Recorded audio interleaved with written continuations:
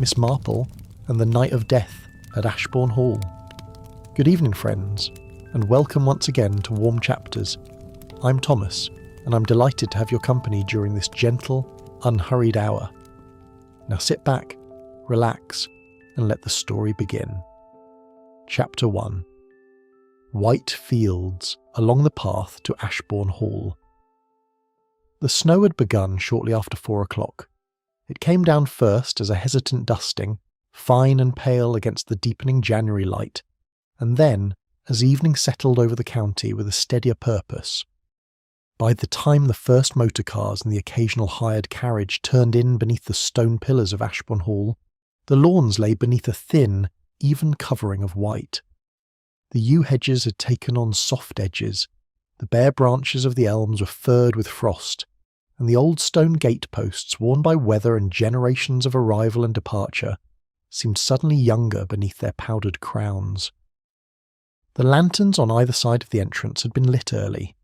Their amber glow spread over the snow with an almost theatrical warmth, so that the drive ahead appeared less a private road than the opening scene of some gracious winter entertainment. It was a picture that might have belonged on a Christmas card, had Christmas not already slipped respectably into memory. Miss Jane Marple sat in the back of Mrs. Dolly Bantry's well-kept motor car, wrapped in her good grey wool coat with the velvet collar, her gloved hands folded neatly in her lap. She looked out through the misted window at the passing trees and felt that particular satisfaction known to elderly ladies of sensible habits, the comfort of being warm, enclosed and properly conveyed, while the outside world lay cold and still. "I do think Eleanor Ashbourne outdoes herself every year," said Dolly Bantry, adjusting the fur stole about her shoulders with the practised ease of a woman who had attended many such occasions and had rarely found them wanting. "The drive alone is worth the trouble of coming." "It is very pretty," Miss Marple agreed. Her mild blue eyes rested upon the glowing lanterns, then upon the faint tracks of earlier wheels in the snow. "Though I have always thought," she added, "that the true interest of such evenings lies not so much in the decorations as in the people who gather beneath them." Dolly laughed.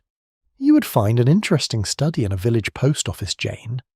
"Indeed, one often does," said Miss Marple quite seriously. The car drew up at last before the wide stone steps of Ashbourne Hall. A footman appeared at once with an umbrella, though the snowfall was too delicate to require such protection. It was the sort of gesture that belonged to an old and well-managed house. Unnecessary, perhaps, but correct. Ashbourne Hall was among the oldest and most considerable houses in that part of the county. It was a handsome building of pale stone, with tall windows, a porticoed entrance, and the restrained dignity of a house that had never needed to announce its importance. It had endured wars, marriages, deaths, economies, and the gradual decline of certain ancient certainties, yet it still possessed that air of calm authority which some houses, like some people, retain long after the world around them has altered. Lady Ashbourne had maintained it admirably since the death of her husband 8 years before. It was understood throughout the neighbourhood that she did so not from vanity, nor even entirely from family pride, but from genuine affection for the house and for its place in local life. The annual charity ball was her particular contribution to the county, an evening sufficiently elegant to satisfy those who liked ceremony, yet warm enough in spirit to make comfortable those who might otherwise have felt themselves out of their depth. Miss Marple had attended for the past several years, and had come to regard the event with quiet appreciation. Lady Ashbourne had always sent her invitation personally, in a small handwritten note, and Miss Marple had not failed to notice the kindness of that gesture. Small kindnesses, like small cruelties, were often more revealing than large declarations. The entrance hall was already crowded when they arrived. Candles supplemented the electric lights, and the combined glow fell softly upon polished wood, old portraits, winter flowers, and the assembled guests in their evening finery. There was a heightened brightness in the air, the particular animation of people who have dressed carefully and are pleased to find that others have done the same.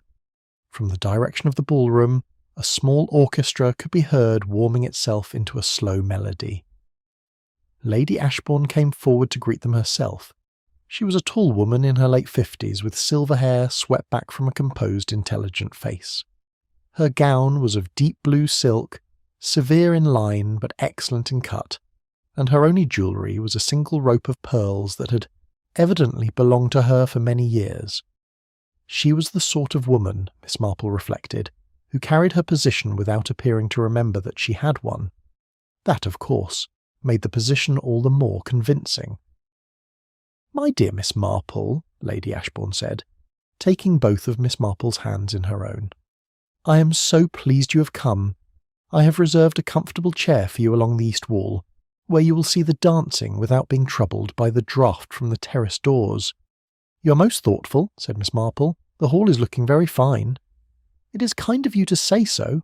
Lady Ashbourne glanced about the room with the calm eye of a hostess who had planned carefully and expected, as far as humanly possible, to be equal to any emergency.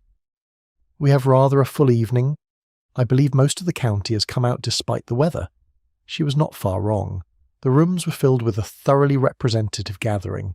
Neighbouring families of long standing, several persons from the market town some miles distant, a handful of guests from London, and a good number of St Mary Mead residents who had made the short journey in various motor cars and found themselves, as they sometimes did at such events, quietly gratified to be included. Miss Marple was settled presently in her reserved chair, with a glass of warm punch at her elbow. From this position she could observe the room to considerable advantage. She did so with that composed attention which, all her life, had caused foolish people to underestimate her. She never stared.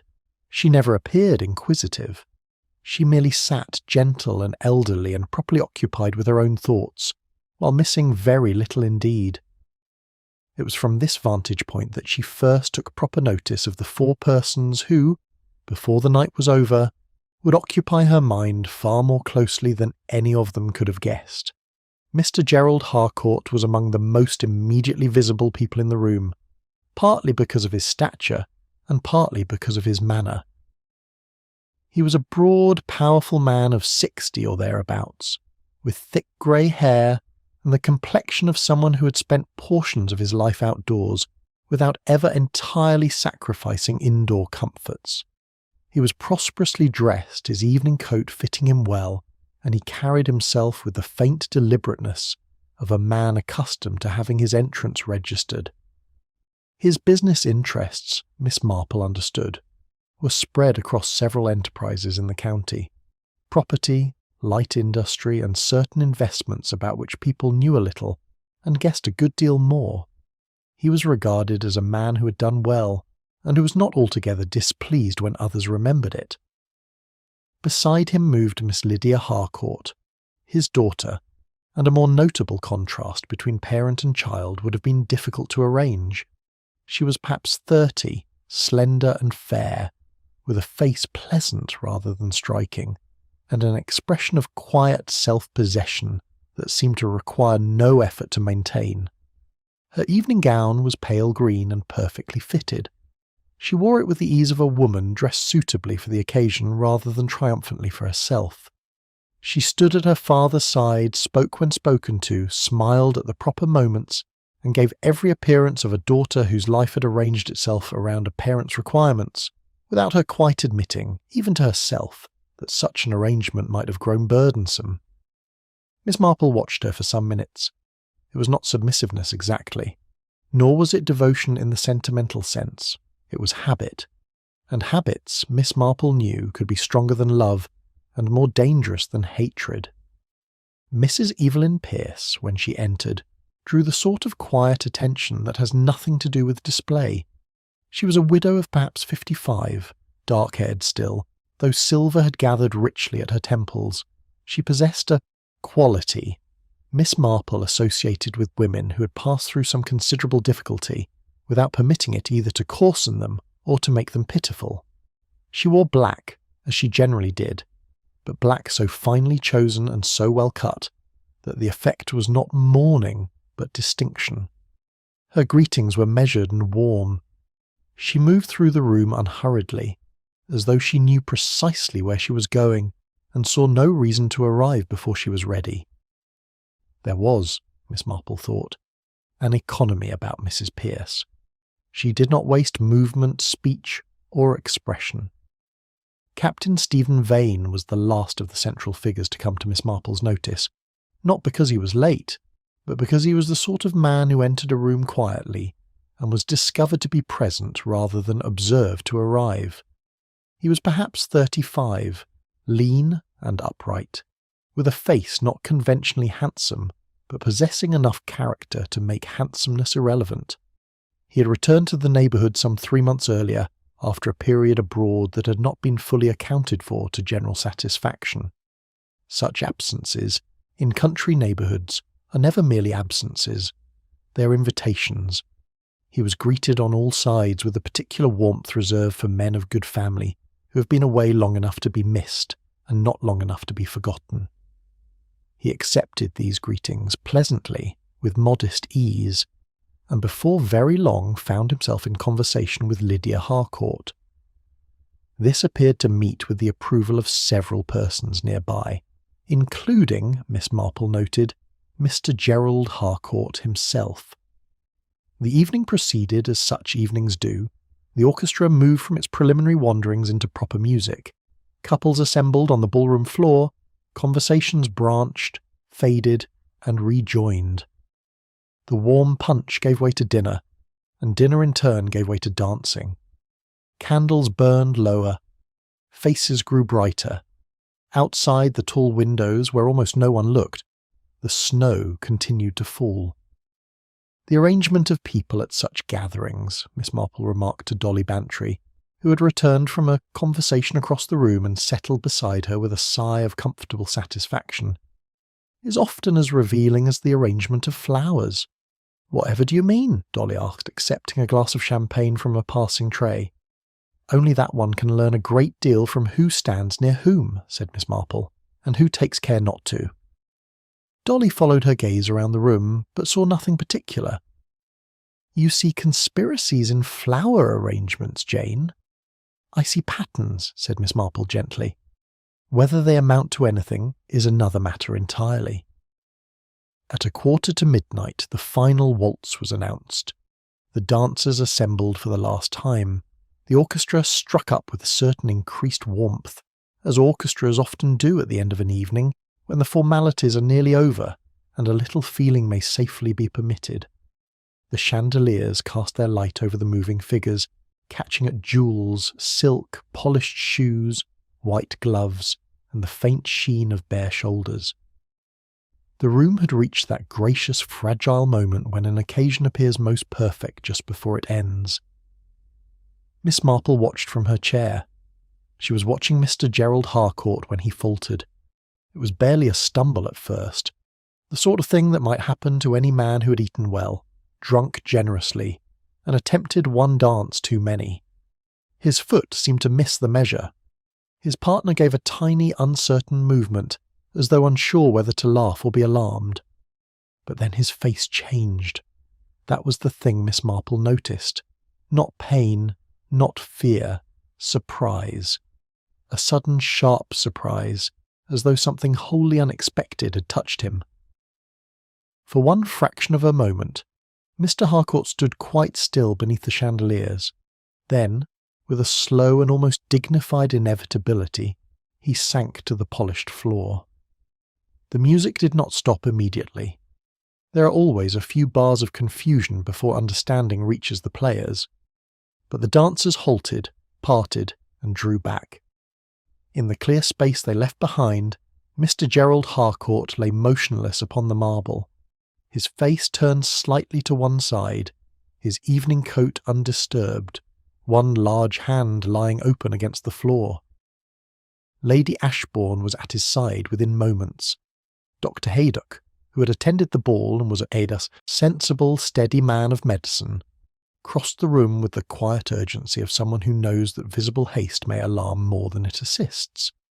The music ceased. A murmur moved through the ballroom. Concern, curiosity, fear, and that other element which respectable people rarely acknowledge in themselves, the dreadful fascination of misfortune occurring in public. Miss Marple did not move. Her hands remained folded in her lap.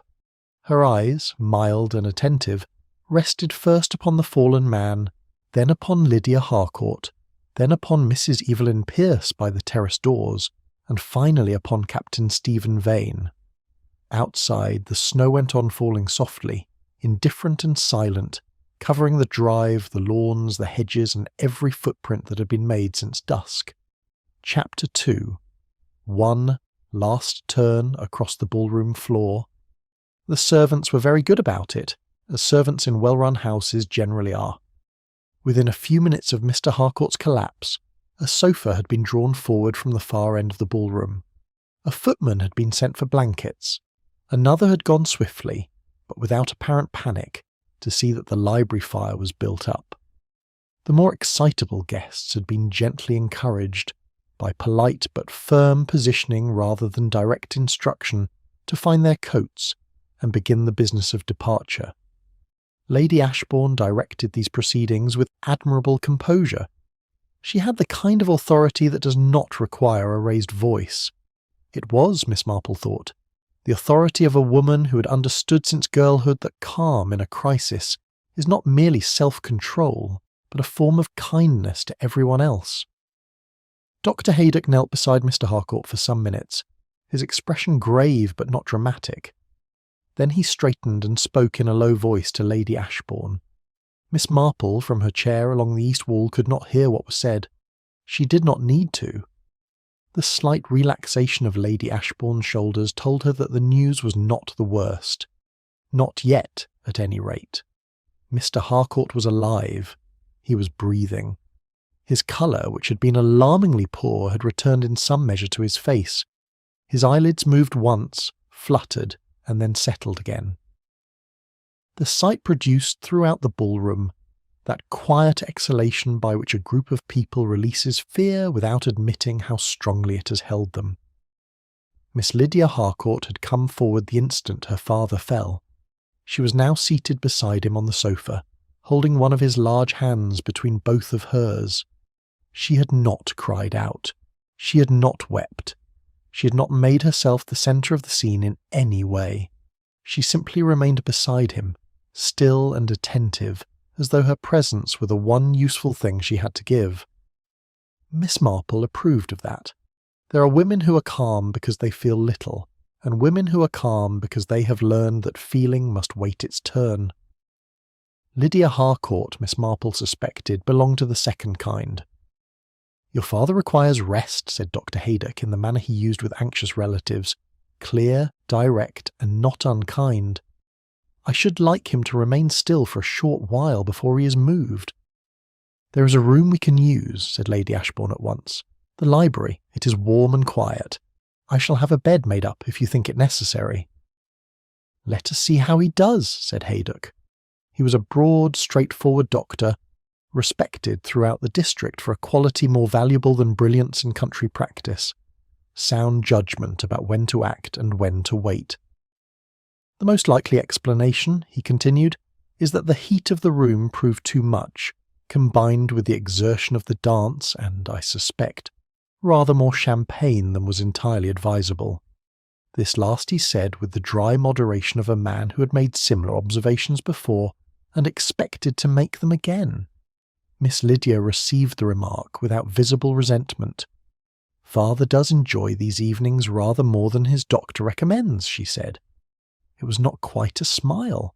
It was more an acknowledgment that affection and truth need not be enemies. "Quite so," said Dr. Haydock. He glanced about the thinning room. "I shall remain for another hour at least. There is no need for alarm." No need for alarm. The phrase passed among the remaining guests like a small official permission to be reassured. Yet no one quite resumed their former manner. The ball had ended. That was understood. The orchestra had packed away its instruments with a discretion almost apologetic, as though the music itself felt vaguely responsible for having continued those few bars too long. The chandeliers still burned overhead, casting the same golden light upon evening gowns, polished floor, and winter flowers, but the whole room had altered. A ballroom after a shock is an oddly revealing place. People who had, an hour earlier, moved gracefully through patterns laid down by music now stood in uncertain clusters, wraps over their arms, their faces arranged into suitable expressions. Concern was the dominant note, naturally. But beneath concern there were other things: curiosity, irritation at inconvenience, excitement carefully disguised, and in some cases relief so swiftly hidden that only an old lady with very sharp eyes might have noticed it. Mrs. Evelyn Pierce remained near the terrace doors. She stood a little apart from the nearest group, holding her evening bag in both hands. Her expression was one of composed concern, exactly what one would expect from a woman of feeling who had trained herself never to display more than was proper. She looked toward the sofa where Mr. Harcourt lay, then looked away, then looked back once more. It might have been nothing. It might have been the ordinary social effort of a woman ensuring that she appeared neither indifferent nor intrusive. But for one unguarded instant before her face closed again, there had been something else there. Not grief, not relief. Something older, perhaps. Something that had recognised rather than merely observed the fallen man. Captain Stephen Vane stood nearer the centre of the room, speaking with a young man Miss Marple did not know. His posture was correct, his manner quiet, his attention apparently fixed upon his companion. But Miss Marple noticed that his attention was not entirely where his eyes were directed. He had the air of a man listening to one conversation while conducting another, and doing both imperfectly. Once, when Dr. Haydock bent again over Mr. Harcourt, Captain Vane's shoulders rose sharply. He held his breath for just a fraction too long, then released it with the controlled care of someone who had remembered just in time that reaction must be moderated in public. Small things. Miss Marple was not in the habit of making conclusions from small things. Conclusions, in her experience, were often vulgar and premature. But she collected small things. She placed them in her mind as carefully as she sorted her embroidery silks, each thread separate and undiscarded, the pattern to be understood only when enough of it had been laid out. Dolly Bantry had gone to speak with Lady Ashbourne, partly out of genuine concern and partly, Miss Marple suspected, because Dolly found inactivity during unusual events almost physically uncomfortable. Miss Marple remained seated. She did not hurry. She did not ask questions. She merely watched. It was curious, she thought, how differently people respond to the same occurrence. A common event, a stumble, a sharp word, an unexpected arrival, a name spoken in the wrong tone, passes through a room full of people and produces in each of them something distinct. One person starts forward, another steps back, a third becomes very still. These reactions are rarely chosen, not consciously. They rise from somewhere deeper, from the hidden contents of private history. That is why they matter. Mr. Harcourt's collapse had produced its assortment of reactions. Lydia had gone directly to her father, instinctive and unself-conscious, the action of a daughter for whom a parent's need came before any other consideration.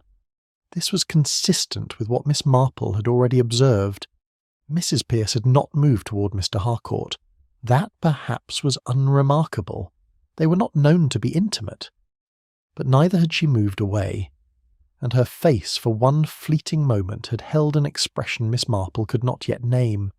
Captain Vane had been noticeably unsettled, not in the open, ordinary way of a young man shocked by illness at a ball. There had been something more particular in it, a recognition perhaps, or fear of recognition. Presently Dr. Haydock came to speak with her, as she had rather expected he would. He had known Miss Marple for many years and was one of the few people in the district who did not mistake her conversational interest for harmless sociability. "You're looking thoughtful," he said, drawing up a chair beside her. "I am often thoughtful," she replied. "It is less effort than people generally suppose. How is Mr. Harcourt?" "Resting comfortably. His pulse is steadier than it was, and he has spoken a little." Haydock paused. I am not entirely satisfied, but I see no cause for immediate concern." "That is reassuring," said Miss Marple. He looked at her. "You do not sound reassured." "I am reassured that there is no immediate danger," said Miss Marple mildly. "That is not quite the same thing as being satisfied." Haydock gave a short, reluctant smile. "It may well be simply what it appears. A man of his age and build in a warm room, after a heavy dinner and a final waltz. These things happen." "And may it be something else?" said Miss Marple pleasantly. Dr. Haydock gave her the look of a sensible man, who knew better than to dismiss a question merely because it was inconvenient. "I have no evidence of anything else," he said. "At present." Miss Marple nodded. "That is not quite the same thing." "No," he agreed, "it is not." There was a brief, comfortable silence of the sort that exists between people who understand one another well enough not to fill every moment with words. "One small thing," said Miss Marple at last, in the tone she used when introducing an observation, without appearing to attach undue weight to it. "Just before he collapsed, just a moment before, Mr. Harcourt paused." Haydock watched her. "I thought at first," she continued, "that he had simply lost the step of the dance. But it was more than that. He stopped quite suddenly and his expression changed." "Changed how?" Miss Marple considered. "As though he had been surprised," she said. "Not frightened, surprised, as one is when something unexpected touches one." Haydock did not answer at once. "Touches one?" he repeated. "I dare say I am expressing it badly." "I doubt that," said the doctor dryly. He looked toward the sofa where Mr. Harcourt lay with Lydia beside him. Then his glance moved, not obviously but carefully, across the room, to Mrs. Pearce near the terrace doors, to Captain Vane by the centre of the floor, to Lady Ashbourne speaking in a low voice with Dolly Bantry. "I shall bear it in mind," he said.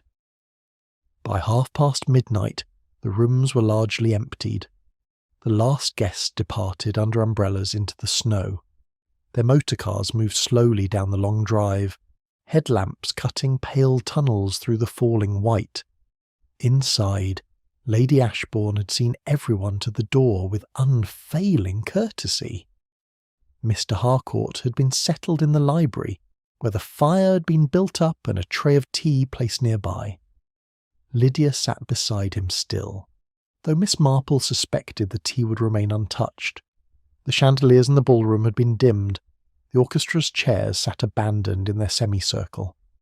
One music stand remained open, as though the players had merely stepped away and might return at any moment to resume the interrupted waltz. Miss Marple allowed Dolly Bantry to lead her to the car. She sat very quietly on the journey back through the dark and snowy lanes. The warmth of the motor car, the muffled sound of the tyres, the faint hiss of snow against the windows, all of it seemed to encourage silence. Dolly endured it for several minutes before saying, "Well, what a business!" "Yes," said Miss Marple. "Poor Lydia Harcourt. She held herself together remarkably well." "She did," said Miss Marple. "She's a young woman of considerable self-command. Do you suppose he will be all right?"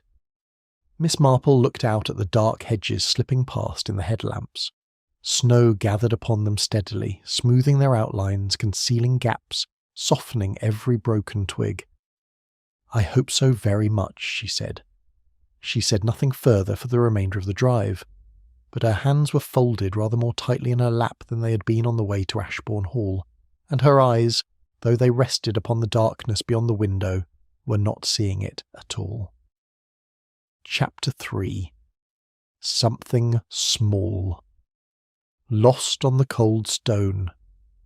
The morning after the ball was the sort of January morning that made no particular effort to be agreeable. The sky was a flat, unbroken grey.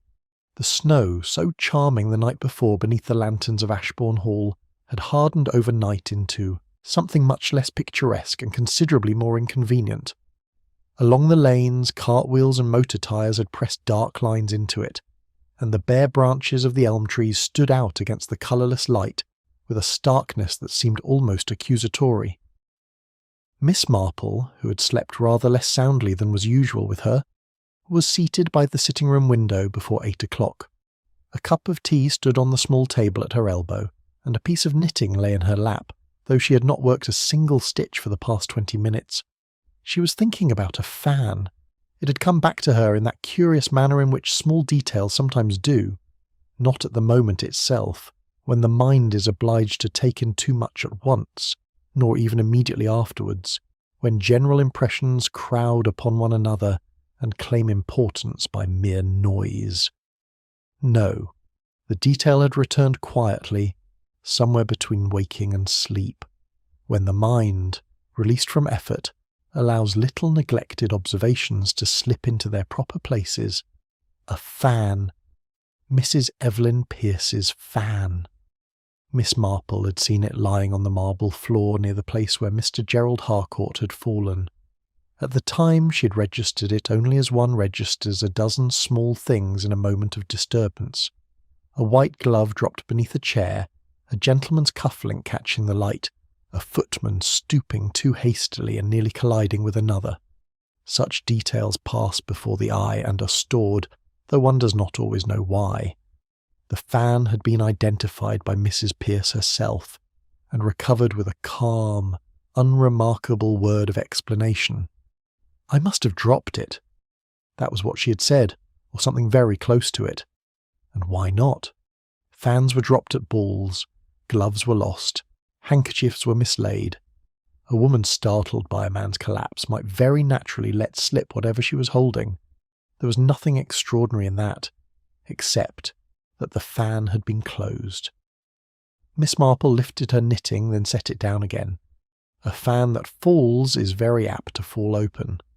The weight of the sticks, the spread of the mount, the little looseness that comes with use, all these things act together. A closed fan, dropped from a woman's hand onto a polished marble floor, might remain closed, of course. It was not impossible. Very few things were impossible, and Miss Marple had always distrusted people who made confident declarations before the facts had been properly invited to speak. Still, it was unlikely. She had dropped fans herself in her younger days. She had seen other ladies do so, some by accident and some, she remembered with faint amusement, in a most calculated manner. The result was generally the same. A flutter, a spreading, a little dramatic splay of ivory or painted silk upon the floor. But Mrs. Pierce's fan had lain neat and closed, like an object placed there, or closed after falling. Neither possibility was conclusive, but each was interesting. And Miss Marple had found over the years that the interesting thing is often far more valuable than the dramatic one. By the time her housekeeper came in with fresh toast and a look of mild curiosity at finding Miss Marple already up, dressed and settled, Miss Marple had made a decision. She would call upon Lady Ashbourne that morning. It was a perfectly natural thing to do. She had been a guest at the ball. Mr. Harcourt had been taken unwell on the premises. An inquiry after his health was not merely excusable but expected. Besides, Lady Ashbourne was a woman whose company Miss Marple genuinely valued, and if, while there, one or two small matters happened to arrange themselves more clearly, so much the better. She arrived at Ashbourne Hall shortly after 10, having accepted a lift from Dr. Haydock, whom she had encountered at the post office, and who was making his own call on the patient. Dr. Haydock was not a man given to fanciful interpretations, but he was an intelligent one, and he had not forgotten their conversation of the previous night. He said little during the drive. Miss Marple said less. The motor car moved carefully along the hardened tracks in the snow, between hedges that looked black against the whitened fields. Ashbourne Hall, seen in the morning, had lost something of its enchantment and gained a certain honesty. The lanterns by the gate were unlit. The drive showed the marks of departure. Here and there, a footprint had frozen sharply into the snow, preserving the exact shape of a hurried step. Miss Marple noticed these things without seeming to. Mr. Harcourt, it turned out, was considerably better. He had slept reasonably well, eaten a modest breakfast, and was now sitting up in the library with the expression of a man accustomed to good health, and irritated by its temporary betrayal. He was still pale, but alert. He received Dr. Haydock's examination with the impatient good humour of a patient who expects to be declared fit and regards the doctor's caution as an unnecessary formality. Miss Marple did not see him immediately. She sat with Lady Ashbourne in the morning room while the examination took place, and they spoke of the ball, of the weather, of Mr. Harcourt, and of the peculiar inconvenience of large gatherings that end in a manner no hostess could have planned for. "He is a good deal better by the look of him," said Lady Ashbourne, though her fingers rested rather still upon the arm of her chair. "But I confess I was not entirely easy in my mind last night. These things have a way of appearing less serious than they are." She left the sentence unfinished, which Miss Marple thought very sensible. "Has Miss Lydia remained?" "She did not leave at all. She spent the night here in the Blue Room. She would not hear of returning to Stanton House and leaving her father." Lady Ashbourne's expression conveyed approval, but not sentimentality. "She is a composed young woman. I have always thought so." "Very much so," said Miss Marple. "She manages her father's household, I understand, since Mrs. Harcourt's death." "These 8 or 9 years, yes. It is a good deal to ask of a young woman, but Lydia has never given any sign of finding it so." Lady Ashbourne looked briefly toward the window, where the grey morning pressed against the glass. "Whether she has felt it so is, of course, another matter." Miss Marple accepted this observation with the quiet appreciation it deserved. Lady Ashbourne was not, as some women in her position might have been, inclined to confuse social surface with inner reality. "I wondered," said Miss Marple after a moment, with the slight diffidence she sometimes adopted when approaching a matter of particular interest, "whether there might be any chance of my speaking briefly with Mrs. Pearce this morning. I believe she is still in the neighbourhood." Lady Ashbourne glanced at her. "She is, yes. She's staying with the Aldershaws at Holt Cottage. She came from London for the ball and was to remain a few days in any case." A pause. "Is there something particular?" "She left a fan in the ballroom," said Miss Marple. "I thought, if she had not already retrieved it, I might mention where it was found. It was not, strictly speaking, untrue. The fan had been found and placed on a side table in the ballroom. Mrs. Pearce might or might not have recovered it. Lady Ashbourne appeared to find the explanation entirely reasonable, and said she would have a message sent to Holt Cottage. As things happened, however, no message was necessary. Mrs. Evelyn Pearce arrived at Ashbourne Hall before 11, having come, as she said, to inquire after Mr. Harcourt and to collect 1 or 2 small articles left in her hurry the night before. Miss Marple was still in the morning room when Mrs. Pearce was shown in. Lady Ashbourne's natural hospitality extended itself in the form of coffee, and the suggestion that they all sit together for a little while. Mrs. Pearce accepted with pleasant ease. She settled herself in the chair near the fire, with the appearance of a woman who had nothing whatever on her mind beyond the civilities of the present moment. She looked, if anything, slightly fresher than she had the night before. She was dressed simply and well in a dark coat and grey scarf, and her face had the serene composure of a person who had slept without disturbance. This, Miss Marple thought, was either very innocent or very deliberate. The two were not always easy to distinguish at a glance. "I am glad to hear that Mr. Harcourt is recovering," said Mrs. Pearce, with warmth that sounded entirely genuine. "It was a most distressing end to what had been such a pleasant evening." "Very pleasant indeed," said Miss Marple. "You enjoyed the dancing, I think. I noticed you on the floor during several of the earlier dances." "I did, yes. It has been some time since I attended a ball of any kind, and I had forgotten how agreeable it can be." She paused, then added in the tone of a woman offering a small harmless confidence, "I find I tire more easily than I once did, which is perhaps why I left when I did. I wished to go while I still had a good impression of the evening." "Very sensible," said Miss Marple, "though I believe your fan was left behind." Mrs. Pearce looked up with an expression of mild recollection. "So it was. I missed it this morning. Is it here?" "I believe it is on the side table in the ballroom, a very pretty thing. Ivory sticks, if I am not mistaken." "Yes, that is the one." Mrs. Pearce smiled easily and gratefully. "I must have dropped it during all the confusion. I was not thinking clearly by that point in the evening." Miss Marple said nothing at once. She poured her coffee, added a little milk, and stirred it carefully with the small silver spoon provided. The spoon made a faint, delicate sound against the porcelain. Then she said, quite pleasantly, "I happened to be looking in that direction when it was found, and I remember thinking what a neat little object it was.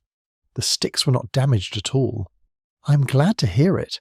It was my mother's. Was it indeed? How nice!" A little pause followed. "It was still closed," said Miss Marple, as though merely completing an amiable observation. "I thought that rather fortunate, considering the marble floor." There was another pause. It was very short. It was also very well managed. "Fortunate indeed," said Mrs. Pearce.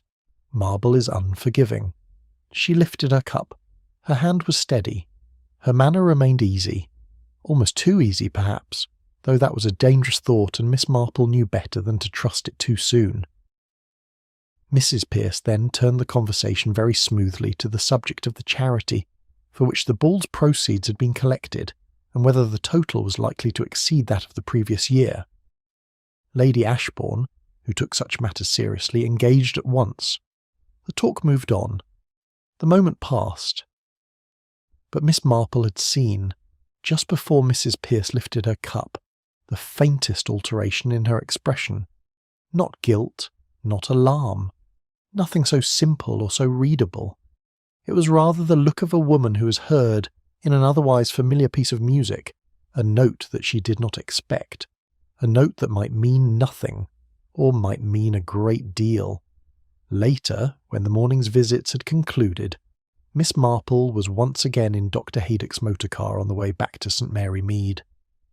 For some little while she sat in comfortable silence, looking out at the hardened snow along the roadside and the pale winter light lying thinly over the fields. At last she said, "Did you find anything further to concern you? With Mr. Harcourt?" "Yes." "Nothing definitive," said Haydock, in the careful tone of a man uncertain enough to be honest about it.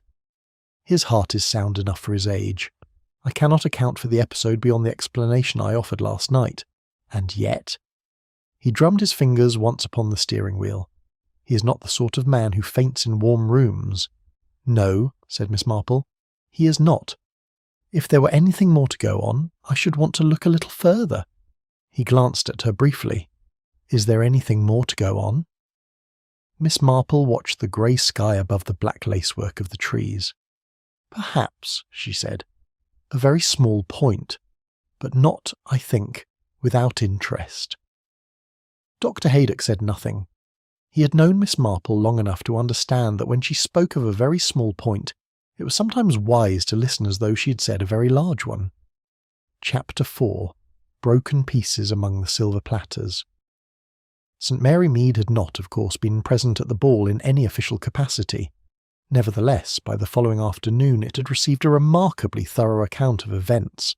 This was not due to any particular want of discretion among those who had attended. It was simply the nature of villages. They process information much as rivers process rainfall, absorbing it from many sources at once, carrying it along through channels both visible and obscure, and delivering it eventually to places quite distant from where it began. By Tuesday morning, the essential facts were known throughout the parish. By Tuesday afternoon, a number of supplementary details had been added. Some were accurate, some were not.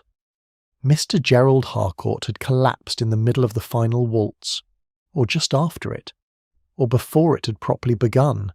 He had turned purple, no, white as a sheet. Dr. Haydock had said it was his heart. Dr. Haydock had said it was not his heart. Miss Lydia Harcourt had fainted. Miss Lydia Harcourt had behaved like a soldier. Lady Ashbourne had been magnificent. Lady Ashbourne had been shaken to pieces. Mrs. Evelyn Pearce had left before the incident. Mrs. Evelyn Pearce had been standing close enough to see everything. Miss Marple was aware of this process without participating in it directly. She had her own sources, as she always did. Not gossip precisely, though some people might have used the word. Rather, observant people with good memories who spoke to her, because they trusted her not to embroider what they said beyond recognition. Mrs. Fellows at the draper's was one such person. The woman who cleaned for 3 families on the Benham Road was another. And there was, of course, Miss Marple's own housekeeper, who had a sister who worked at the Ashbourne Arms and heard a great deal from those who passed through it. It was through this last channel that Miss Marple learned on Tuesday morning that one of the footmen employed at Ashbourne Hall for the occasion of the ball had mentioned to a companion in the public bar of the Ashbourne Arms that there had been some small business with a broken glass near the refreshment table during the latter part of the evening. Miss Marple received this information over breakfast. She did not immediately react to it. A broken glass was not remarkable, not in itself. Glasses were broken at balls, supper parties, weddings, bazaars and funerals with equal regularity. People carrying fragile objects in crowded rooms will eventually prove the fragility. That was one of the minor certainties of social life. The detail might amount to nothing at all. And yet, Mr. Harcourt had been near the refreshment table at some point during the evening. Miss Marple was almost certain of that. She had seen him there, or very near there during the period before the final dance, and since the night of the ball she had been considering the sequence of events with increasing care. The refreshment table, the broken glass, the final waltz, the sudden pause, the look of surprise, the fall, not pain, not fear, surprise.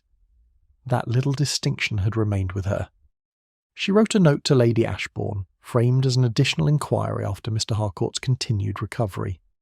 Within it, in the gentle manner at which she was expert, she included a question about the household staff who had been on duty near the refreshments that evening. Lady Ashbourne, who possessed a practical intelligence and was not in the habit of ignoring politely phrased questions from people she respected, replied by return. A young footman named Edward Trent had been assigned to the refreshment table during the latter part of the evening. He was quite willing, she wrote, to speak with anyone who wished to inquire. Miss Marple arranged to visit Ashbourne Hall again the following morning. The weather had improved, though only marginally. The flat grey sky had given way to a thin, pale winter sunshine, which fell across the snow without doing very much to soften it. Still, it was preferable to the alternative. Ashbourne Hall, when Miss Marple arrived, seemed to have recovered some of its ordinary composure. The house no longer wore the startled air it had possessed the morning after the ball. Mr. Harcourt had departed for his own residence the previous afternoon, escorted by Miss Lydia and accompanied by Dr. Haydock's instructions, Lady Ashbourne's concern, and a hamper of provisions assembled by the cook. The library had resumed its normal function. The ballroom, however, still retained the residue of the evening's festivities. Winter garlands remained along the walls. Extra chairs and small tables stood here and there, not yet returned to their proper places. The polished floor shone coldly in the morning light. Without music, candles, flowers, and moving figures, the room seemed larger and less forgiving. It was there that Miss Marple spoke with Edward Trent. He was a young man of perhaps 20, with a pleasant open face and the slight awkwardness of someone not accustomed to being the subject of particular attention. He had clearly been told by someone in authority to answer any questions Miss Marple might put to him, and he was doing his best to be helpful while remaining uncertain what sort of helpfulness was required. "The glass," said Miss Marple, in the comfortable, unhurried manner she used with young people, which often put them at ease without their realizing it. "I understand there was one broken during the evening somewhere near this end of the table." "Yes, miss. That is, ma'am." He corrected himself with a blush. "It was during the last set of dances. One of the gentlemen had set his glass down, or I thought he had, on the edge of the table, and it fell. I cleared it up straight away. There were guests near at the time. Not just then, ma'am, not close by. It happened rather quickly." "And which gentleman was it?" A slight hesitation. "I couldn't say for certain, ma'am. There had been several gentlemen at the table during the evening. The glass was a champagne flute, and there were a number of them set out. It may have been knocked from the table rather than placed there." "Quite possibly," said Miss Marple. "Such things happen very easily." The young man looked relieved. "Had Mr. Harcourt been to the table at any point during that part of the evening, do you recall?" Edward Trent thought about this with an earnestness that was rather touching. "I believe he had, ma'am. Earlier in the evening for certain. He took champagne on 2 or 3 occasions. Whether he came back during the last dances, he frowned, concentrating. I was kept busy for a time at the far end of the table. There was a tray to be brought out, and one of the ladies had asked for water. I couldn't account for every person who came and went. Of course not, said Miss Marple warmly. You have been very helpful. She looked, as she spoke, along the length of the refreshment table. The cloth from the evening still covered it, though the dishes and glasses had long since been cleared away. It was a long table, placed along the east wall of the ballroom. From it one had a reasonable view of the portion of the ballroom floor nearest the terrace doors. Miss Marple stood quietly for a moment and considered the geography of the room. There are people, she knew, who consider geography dull unless it involves mountains, rivers, or foreign capitals. Miss Marple had never made that mistake. The geography of a drawing-room, a church porch, a village shop, or a ballroom could be of the greatest importance. Here, for instance, from the far end of the refreshment table, where Edward Trent had been occupied, a person standing at the near end would not have been easily observed. The table was long enough, and the movement of guests natural enough, to provide a degree of concealment without any deliberate effort. A person need not sneak where ordinary social bustle offered better cover. She thanked Edward Trent and went to find Lady Ashbourne, whom she discovered in the morning room writing letters with the methodical efficiency of a woman who refused to allow social disruption to become administrative disorder. Lydia telephoned this morning, said Lady Ashbourne, setting down her pen. Her father is quite comfortable at home and continuing to improve. She was most grateful for everything. I am very glad, said Miss Marple. She settled into the chair she'd begun to think of as her customary one, and declined coffee with the explanation that she had only a brief inquiry to make. I hope you will not think it impertinent, she said, but I wondered whether you knew if Mr. Harcourt was in the habit of taking champagne throughout the evening, or whether he was more inclined toward other refreshments. Lady Ashbourne regarded her for a moment. It was the expression of a woman who had learned, through experience, that Miss Marple's apparently disconnected questions were seldom as disconnected as they sounded. I believe Gerald Harcourt is a champagne man through and through, she said. He has always been so in my recollection. Why do you ask? Only that I was thinking about the broken glass, said Miss Marple, and wondering whether it may have been Mr. Harcourt's. Lady Ashbourne was silent for a moment. Are you suggesting there was something in the glass? I am suggesting nothing at present, said Miss Marple honestly. I am merely collecting small points and placing them beside one another to see whether they have any inclination to make sense together. This was said so mildly that Lady Ashbourne, who might under other circumstances have found the implication disturbing, received it with something close to equanimity.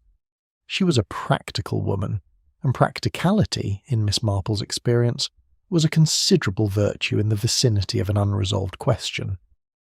There is one thing I can tell you, said Lady Ashbourne after a moment's reflection. Lydia mentioned, when I spoke with her this morning, that her father had no memory of feeling unwell before the dancing began. He had danced the first 2 waltzes without any difficulty, and was in perfectly good spirits. It was only toward the end of the 3rd, the final waltz, that anything was amiss. Which would suggest, said Miss Marple thoughtfully, that whatever occurred did not occur at the beginning of the evening. So it would seem. Miss Marple turned this over carefully. If there had been something in a glass, and she was not at all certain of this, she reminded herself, not at all, then it had been introduced during the latter part of the evening, not in the earlier champagne, or the effects would have been felt sooner. Something taken close to the dancing, something with a delayed or gradual action, or perhaps something delivered by another means entirely. She thought of the closed fan lying on the marble floor. She thought of Mrs. Pierce's composed expression and steady hand. She thought of that brief alteration in the widow's face, the single misplaced note in an otherwise well-played performance. She said none of this to Lady Ashbourne. There was a time for sharing incomplete thoughts, and a time for keeping them in order. Miss Marple was experienced enough to know the difference. She took her leave with warm thanks and walked back along the drive to where the car she had arranged was waiting.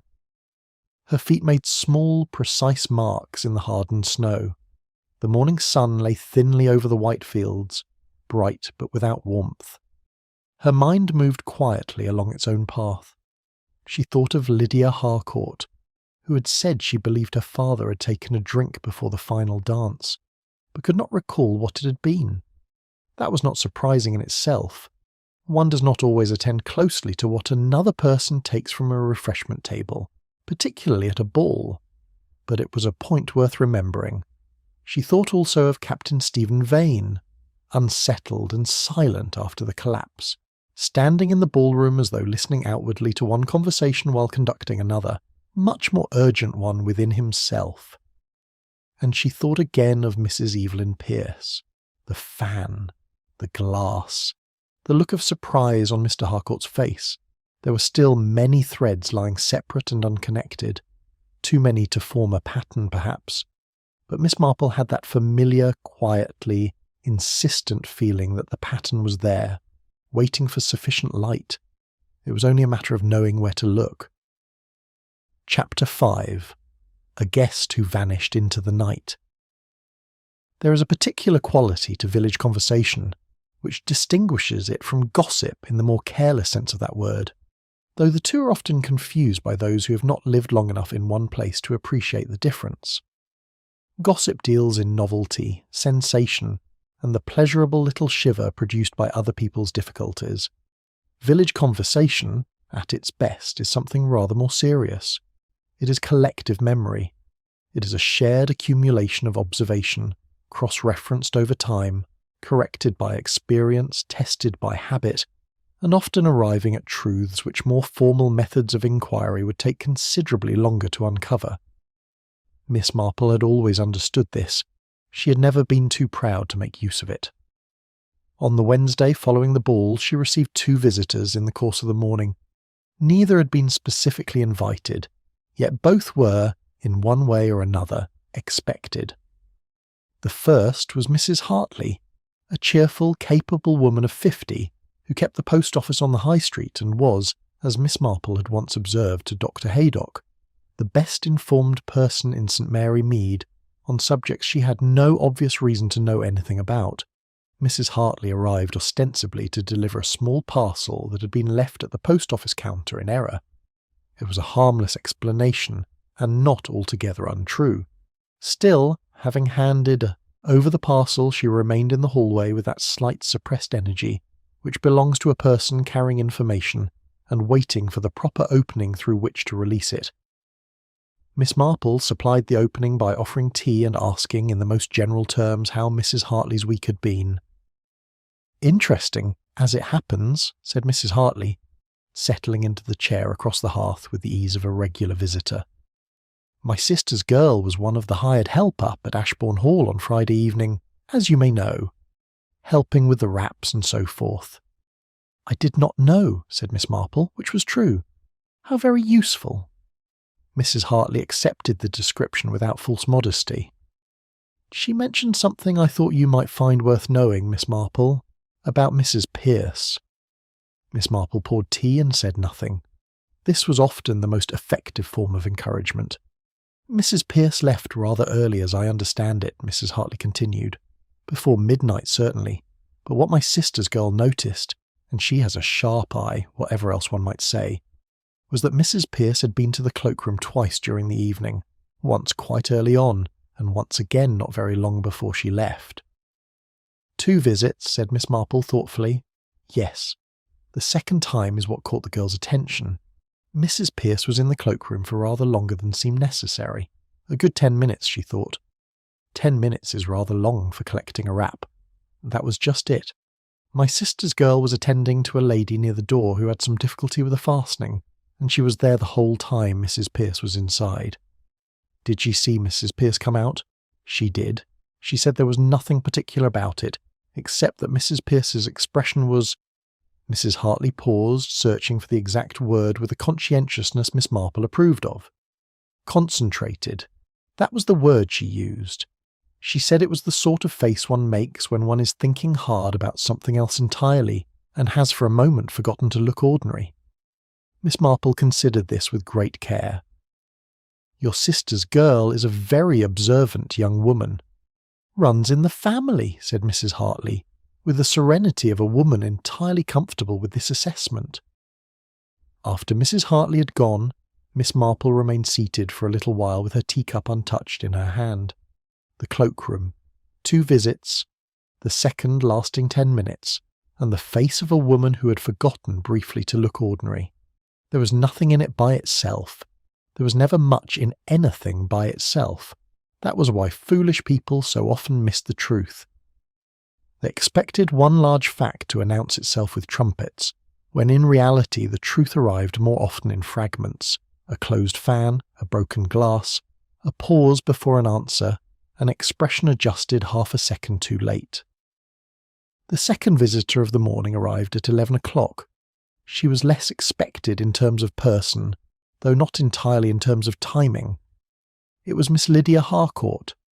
She'd driven over from Stanton House, some 4 miles distant, in a small, sensible motor car which she handled with the quiet competence she seemed to bring to most practical tasks. She had telephoned ahead, which Miss Marple appreciated as courtesy, and arrived punctually, which Miss Marple appreciated even more. She looked slightly thinner in the face than she had appeared at the ball. There was a particular quality of tiredness about her eyes that comes not merely from too little sleep, but from too much careful thinking. She was dressed neatly and plainly, and when she sat in the chair Mrs. Hartley had so recently vacated, she did so with a directness that suggested she had not come for small talk. "Father is much better," she said first, which was kind of her to establish before anything else. "Dr. Haydock came again yesterday and was satisfied. He is resting and in good spirits, though he finds the enforced quiet rather trying." "I am very glad," said Miss Marple warmly. "He asked me to convey his thanks to Lady Ashbourne, which I have already done." Then she paused. In that pause Miss Marple saw the slight inward gathering of a person preparing to say something that costs effort. "I wanted to speak with you, Miss Marple, if I may, not about my father's health. Precisely. About Friday evening." "Of course," said Miss Marple with perfect composure. Lydia looked at her steadily. She had, Miss Marple thought, very clear grey eyes that saw rather more than they gave away, and had learned over time not to reveal everything they saw. "You were speaking with Dr. Haydock at the ball," Lydia said. "After my father, after it happened, and I noticed when we spoke with him afterwards that he was rather more careful in his manner than the situation seemed quite to require, as though he were being precise about something, choosing his words. Dr. Haydock is a precise man." "He is," Lydia agreed. "But there is a difference between natural precision and deliberate caution.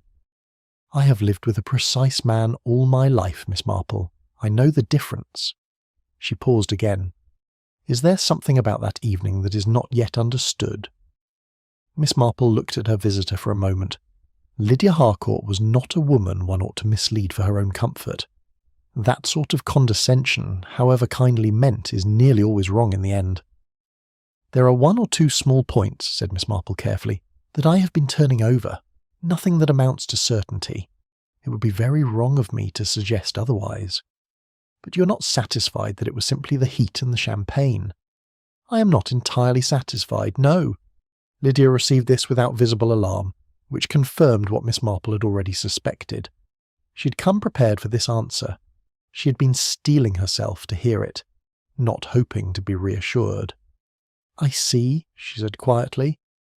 "Then I should like to tell you something that I did not think important at the time, but which has been troubling me since." Miss Marple waited. "My father did take something from the refreshment table during the interval before the final waltz. I told Dr. Haydock I could not recall what it was, and that was true in one sense. I did not see what he took.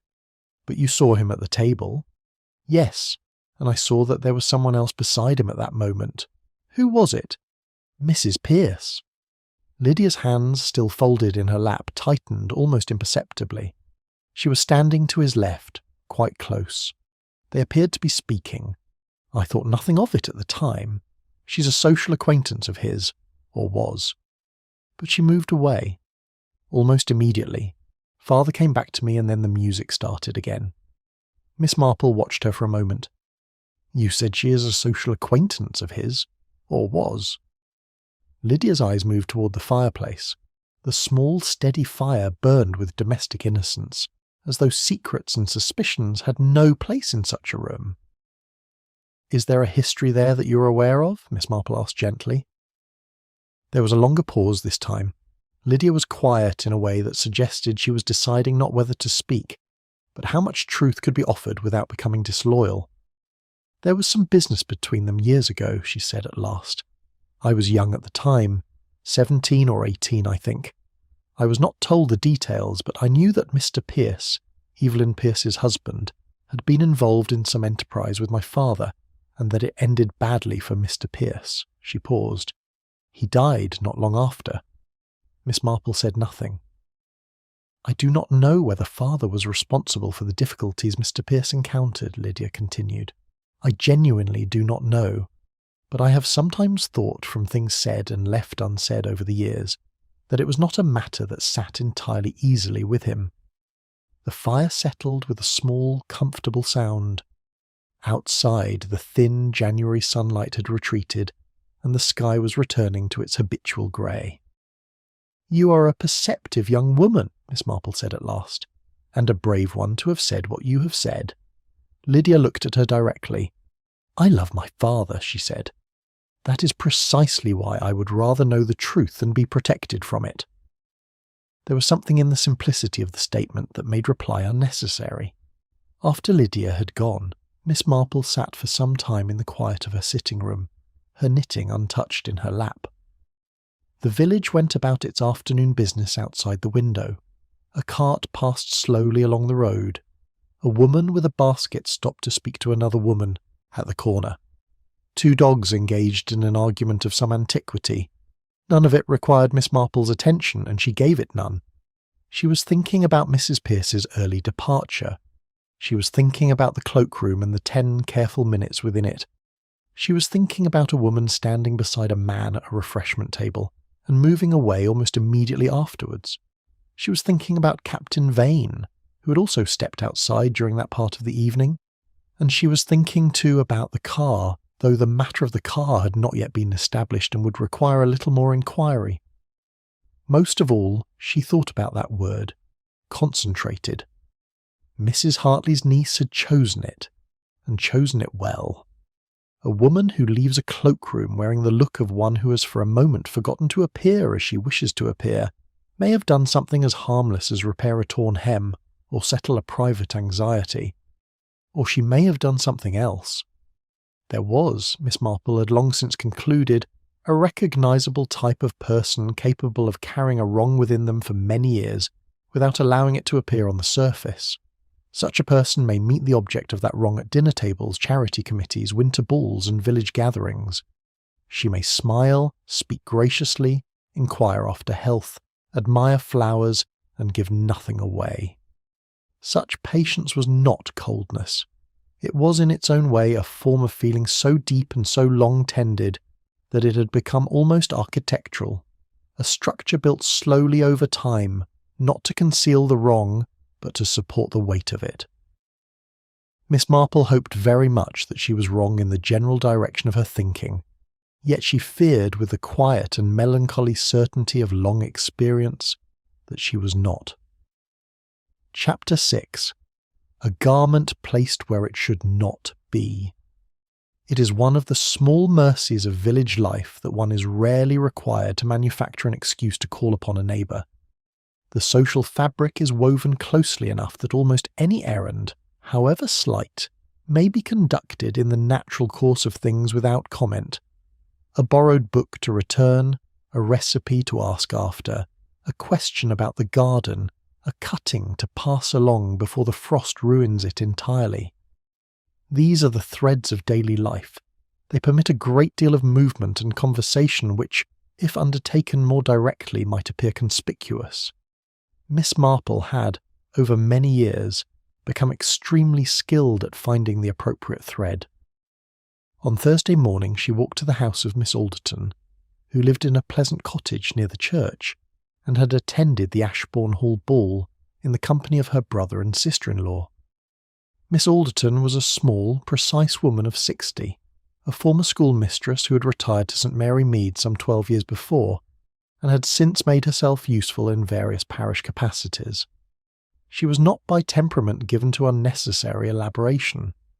She said what she meant, expected others to do the same, and possessed the kind of memory that files things neatly and retrieves them with accuracy. Miss Marple brought with her a cutting from a rose she had propagated the previous summer and had been meaning to pass along for some weeks. The cutting served its social purpose admirably. Within a quarter of an hour the two women were seated in Miss Alderton's small but well-ordered sitting room, the cutting standing and a glass of water on the window-sill and cups of coffee before them. "I have been thinking about the ball," said Miss Marple, after they had covered the necessary ground of Mr. Harcourt's continued recovery and the general regret that the evening had ended as it had. "That is understandable," said Miss Alderton. "It was not an event one easily forgets." "No, I was not very active on the night itself. One does observe a good deal from a comfortable chair, but there are limits." Miss Alderton inclined her head. Her eyes, sharp behind their spectacles, suggested that she suspected Miss Marple's limits were rather less restrictive than most people's. "I wondered whether you noticed anything I may have missed," Miss Marple continued. "What sort of thing are you looking for?" "I am not entirely certain," said Miss Marple, which was both true and carefully incomplete. "I have been thinking about the cloakroom particularly. I recall now having gone in briefly myself during the latter part of the evening, and I noticed at the time something that struck me as slightly out of place, but I cannot now be quite certain what I saw." Miss Alderton gave her a look of mild professional scepticism, the expression of a former schoolmistress not entirely convinced that a pupil has done quite as little preparation as claimed. Nevertheless, she engaged with the question readily enough. "I was in the cloakroom once during the evening," she said. "Fairly late. After the supper interval, certainly. Perhaps 10. "And did you notice anything?" Miss Alderton considered. "There was a lady's wrap hanging among the gentlemen's coats." "Ah?" "I noticed because I was looking for my own evening cloak, and the arrangement of things was not immediately clear. It was a dark evening wrap. Silk, I thought, or something like it. Rather fine. It seemed out of place." "Did you recognise it?" "I thought at the time that it was Mrs. Pierce's. I had noticed her earlier in the evening. She was wearing a very handsome dark wrap over her gown when she arrived, and I admired it. It seemed similar." She looked at Miss Marple steadily. "Is that the sort of thing you were thinking of?" "It is very much the sort of thing," said Miss Marple. Miss Alderton said nothing for a moment. Then, with the dry precision that had no doubt intimidated generations of schoolchildren, she added, "I take it, then, that the position of the wrap matters. It may matter. Objects do not usually put themselves in the wrong place." "No," said Miss Marple. "They usually have assistants." Miss Alderton appeared satisfied by this answer, or at least satisfied enough not to request another. Miss Marple walked home through the village at her usual unhurried pace, and thought about cloakrooms, habits, and the arrangements of things within them. A woman who arrives at a ball wearing a fine evening wrap will, in the ordinary course of events, hand it to the attendant, who will place it with the other ladies' outer garments on the allocated side of the cloakroom. When she departs, she will collect it from that same place. This is so natural and unremarkable a procedure that it requires no thought. It is done, like most habitual social acts, almost without conscious direction. For a wrap to be found among the gentlemen's coats, one of two things must have occurred. Either the attendant had made an error, possible on a busy evening, though not especially likely in a well-run household, or the owner had placed it there herself. And if the owner had placed it there herself, she had done so deliberately, which meant she had a reason. Miss Marple thought about that reason with great care. A woman who needed to retrieve something from her cloak, something placed in its lining, in a hidden pocket, or folded into the seam before the ball began, would want to do so without the assistance of a cloakroom attendant. An attendant fetching a wrap brings it forward. She holds it. She helps arrange it about the shoulders. She sees more than one intends her to see, There is no privacy in assistance, but a wrap hanging unremarked among the gentlemen's coats might be approached and examined without anyone paying particular attention. Men's coats, after all, are not watched by the same eyes at a ball. A lady searching briefly in the wrong section might be thought merely mistaken, or not thought about at all. The 10 minutes in the cloakroom. The concentrated expression observed by Mrs. Hartley's niece. The fan closed on the marble floor, the broken glass near the refreshment table, and somewhere Miss Marple felt increasingly certain there would be gloves. Evening gloves. Silk, perhaps. Pale enough to show a mark if there had been one. Powder on the fingertip, maybe. Or some small stain carefully rubbed at and not quite removed. But that detail had not yet been established with certainty. She had only inferred it from what she was beginning to understand about the shape of the evening. She needed to see the gloves. This was not a straightforward thing to arrange. One cannot simply ask a woman of Mrs. Pierce's composure and social standing if one might examine her evening gloves. However reasonably framed, the question would announce itself as exactly what it was. And the moment of announcement would be the moment at which everything still capable of concealment would be concealed very carefully indeed. Miss Marple turned the problem over for 2 days. Solutions, in her experience, generally did come, not through force, but through patient attention to what was already in front of one.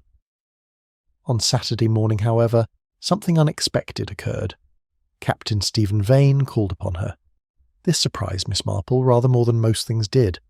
She had expected at some point to seek out Captain Vane. She had not expected him to arrive on her doorstep at 10:15 on a January Saturday morning with the expression of a man who had spent several days approaching a decision and had finally reached it before courage could fail him. He was shown in by a housekeeper who brought fresh coffee with the discretion of a woman long accustomed not to register surprise at any of Miss Marple's visitors. Captain Vane sat in the armchair opposite Miss Marple's own, holding himself with the upright bearing of a man trained to maintain composure even when inwardly uncertain. In daylight and away from the polished unreality of the ballroom, he was more interesting to observe. He had the kind of face that acquires character gradually, the sort that at 20 might have been merely pleasant, and at 35 had become distinctly individual. There were lines around his eyes not entirely explained by age or weather, and his hands, resting upon his knees, had the faint deliberate stillness of hands being kept from movement rather than naturally at rest. "I was not certain whether to come," he said, once the initial courtesies had been exchanged. "And yet here you are," said Miss Marple pleasantly. "Yes." A pause. "I have known Lady Ashbourne for many years. She told me very gently and without saying a great deal directly that you are a woman whose instincts in unusual situations are worth attending to." He looked at her with a directness she found rather refreshing. "I suspect you have been attending to this situation." "I have been thinking about it," Miss Marple acknowledged, "as one does after an unusual evening." "Quite." He turned his cup in his hands once, then set it down with the resolution of someone abandoning a displacement activity. "I feel I should tell you something. I'm not certain it is important, but it has been sitting with me all week. I find I would rather say it than not. That is generally the wise instinct." He looked toward the fire. "I have known Evelyn Pierce for some years, not intimately.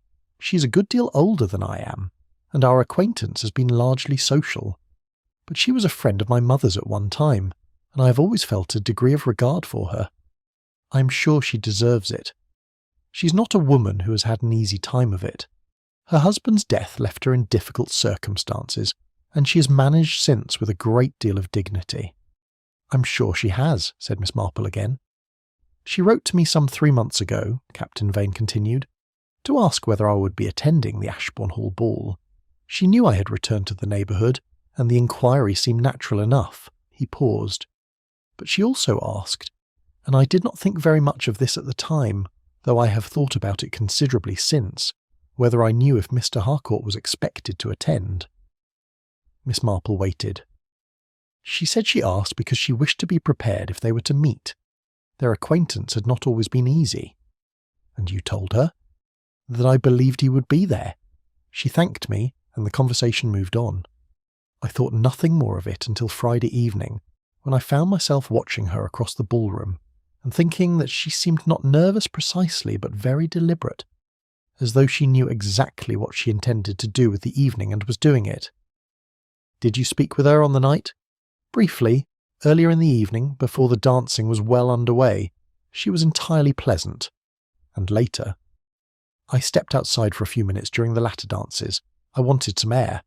When I came back in, the business with Harcourt had already happened."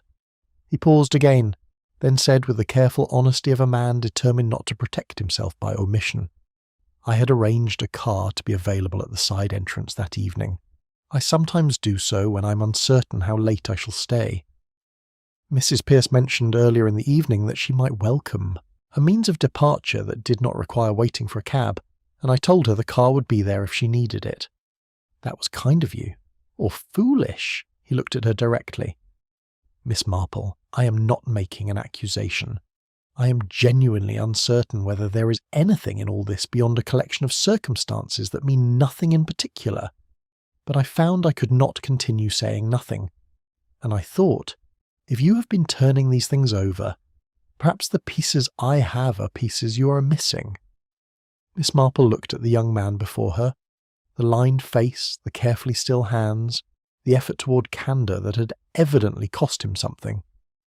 Candour of that quality, when it costs something, is one of the more admirable things a person can offer. "You have been very helpful," she said, and she meant it entirely. After he had gone, Miss Marple sat for some time with the new shape of things as they stood. She had the inquiry made 3 months in advance. She had the deliberate quality of Mrs. Pearce's movements throughout the evening. She had the cloakroom, the 10 minutes, the rap among the wrong coats, the car at the side entrance. She had Lydia's testimony placing Mrs. Pearce beside her father at the refreshment table. She had the fan closed on the marble floor. And she had Captain Vane's uneasiness, not the uneasiness of a guilty man, perhaps, but of one who feared he had been useful to something he had not understood. What she did not yet have was the gloves. The gloves mattered. She felt that now with increasing certainty. Not because she knew what they would reveal, but because every path in her mind returned to them. The cloakroom, the wrap, the 10 minutes, the careful hands, the possible powder, the broken glass, the fan. She thought about the problem carefully and at length. Then, with the slight inward satisfaction that comes from a practical idea arriving at exactly the right moment, she thought of Lady Ashbourne, and of the lost property customarily collected at the end of a large gathering, and of the entirely natural inquiry one might make on behalf of a friend who believed she had left a small item behind on the night of the ball. It was not the most direct route, but then direct routes had never been Miss Marple's preferred method when a gentle side path would do, and this one, she reflected, would serve. It would serve very well indeed. Chapter 7. A stain of white dust on delicate fabric. The lost property at Ashbourne Hall was kept in a wicker basket in the butler's pantry. It was a long-established arrangement, Lady Ashbourne explained, dating from the time of her mother-in-law, who had taken the view that lost articles ought to be kept in a place associated with order and accountability, rather than left upon hall tables, where they were liable to be lost a second time. Over the course of many years and many gatherings, the basket had accumulated a considerable variety of objects. There was a silver propelling pencil, 2 hat pins, several pairs of spectacles in varying states of repair, a small enamel brooch in the shape of a pansy that had been there so long it had effectively become part of the household, and a number of minor items whose owners had either forgotten them or chosen not to remember. The articles from the ball had been added to this collection on the Saturday morning following the event. They had been sorted and catalogued by Lady Ashbourne's housekeeper, Mrs. Renfrew, with the methodical efficiency that characterised her approach to all domestic matters. There was a gentleman's pocket handkerchief. A small silver card case bearing an initial Mrs. Renfrew had been unable to identify conclusively. A rather pretty hair comb set with garnets, and a pair of evening gloves in white silk. Miss Marple had telephoned ahead, explaining that a friend believed she might have left a pair of gloves at the ball, and asking whether anything of the kind had been found. Lady Ashbourne had consulted Mrs. Renfrew, and confirmed that there were indeed evening gloves among the lost articles, and that Miss Marple was welcome to come and examine them at her convenience. This she did on the following Monday morning, arriving at Ashbourne Hall for the third time in a little over a week, with the composed unhurriedness of a woman pursuing a matter of moderate domestic interest. The morning was pale and still. The last remnants of snow clung stubbornly to shaded corners of the drive and to the roots of the hedges where the sun had not reached with sufficient conviction to remove them. Ashbourne Hall looked calm again from the outside, but Miss Marple had never believed that houses truly forgot what happened inside them. They held impressions, if only in the minds of those who returned to them. Mrs. Renfrew brought the basket to the morning room. She was a tall, spare woman of indeterminate age, who had been with the Ashbourne household for many years, and had acquired in that time the particular authority of a senior servant in a well-ordered house. Not grandiose, not conspicuous, but entirely certain of her own place and function. She set the basket on the table beside Miss Marple with the air of someone producing something useful, rather than performing a service, and withdrew without comment. Miss Marple looked at the gloves. They lay folded together beside the silver card case, the garnet hair comb and the gentleman's handkerchief. White silk evening gloves of good quality, made to reach the elbow, with a small mother-of-pearl button at each wrist. Whoever had collected them had folded them neatly, as one naturally folds such things for tidiness. Miss Marple did not immediately touch them. She looked first. There is a great deal to be learned from looking before handling. People are often too eager with their hands. They disturb what they hope to understand. The silk was fine and had the faint luminosity of a fabric carefully kept over a number of years. They were not new gloves. They were not the gloves of a very young woman who buys several pairs and loses them carelessly. They were gloves that a woman of good but not extravagant means might own in a single pair, and preserve for occasions that warranted them. Miss Marple considered whose gloves they might be. Mrs. Evelyn Pierce had worn white silk evening gloves on the night of the ball. Miss Lydia Harcourt had worn similar gloves. So had 2 or 3 other ladies whose names Miss Marple did not know. White evening gloves at a winter ball were entirely unremarkable. The question was not whether Mrs. Pierce could have worn such gloves. The question was whether these particular gloves belonged to Mrs. Pierce. And to that question, Miss Marple did not yet have a reliable answer. They might belong to any of half a dozen women. The fact that Mrs. Pierce had not inquired after them was interesting, but not conclusive. A woman who wished to be rid of something might simply leave it behind. A woman who had lost something innocently might fail to notice the loss for several days. Innocence and guilt often behaved in irritatingly similar ways. Miss Marple picked up the right-hand glove with careful fingers and turned it slowly in the morning light. At the tip of the index finger, faint, pale, and quite distinct against the white silk when the light caught it from the correct angle, there was a small deposit of fine powder. Miss Marple held the glove very still. For some time she did not move at all. The powder was not the sort one applies to the face. It had none of the warm, faintly yellowish tone of face powder, nor the particular sheen of a preparation pressed for cosmetic use. It was finer and paler than that, almost chalky, if so plain a word could be used for something so minute. It lay in the weave of the silk at the fingertip, settled into the fabric as though transferred there by contact rather than deliberately applied to the glove itself. Miss Marple set the glove down very gently. Then she sat with her hands in her lap and thought. The manner in which a substance might be carried on a glove and transferred by contact was not in itself complicated. What interested her was the precision of it, a residue so fine that it might pass unnoticed in ordinary light, fine enough that the wearer might not be entirely certain it remained there, fine enough to lodge in the silk, invisible to anyone not looking for it, and perhaps to anyone who did not already suspect what there might be to find. She was not a chemist. She did not know what the powder was, but she was very clear in her mind about the sequence of events she'd been reconstructing, slowly and reluctantly, since the night of the ball. The fan lying closed on the marble floor, the 10 minutes in the cloakroom, the rap among the gentlemen's coats, Mrs. Pierce beside Mr. Harcourt at the refreshment table, the broken glass, the sudden pause during the final waltz, the expression on Mr. Harcourt's face, not pain, not fear, surprise, and now this small pale deposit on the fingertip of a white silk glove. It confirmed nothing in the formal sense, not yet, but it confirmed to Miss Marple the shape of the thing. Lady Ashbourne came into the room at that moment with the slight apology of a woman who had been giving another person the space she believed was needed, and was now reasonably confident the time had passed. She looked at Miss Marple's face. Then she looked at the glove lying on the table. She sat down in the chair opposite without speaking for a moment. "It is not your friend's glove," she said. It was not quite a question. "I rather doubt," said Miss Marple quietly, "that my friend has lost any gloves at all. I am sorry to have been indirect. I thought it the safest way to see what there was to see." Lady Ashbourne absorbed this with the equanimity of a woman who had learned, over a long life in a large household, that indirection frequently serves a better purpose than confrontation. "And what have you seen?"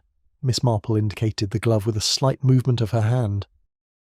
"There is a faint residue of powder on the tip of the index finger. I cannot tell you what it is, but I think a doctor or a chemist with the appropriate knowledge might be able to tell rather more if the glove were examined." "You believe these are Mrs. Pierce's gloves?" "I cannot be certain. I have no proof at present that they are not simply the gloves of one of several ladies who attended the ball. But the circumstances—" "Yes," said Miss Marple, "the circumstances." She paused and gathered them carefully, as she might gather the threads of a piece of embroidery, before explaining its pattern to someone who had not watched it take shape. She told Lady Ashbourne about the rap among the wrong coats. She mentioned, without naming the source, the 10 minutes in the cloakroom.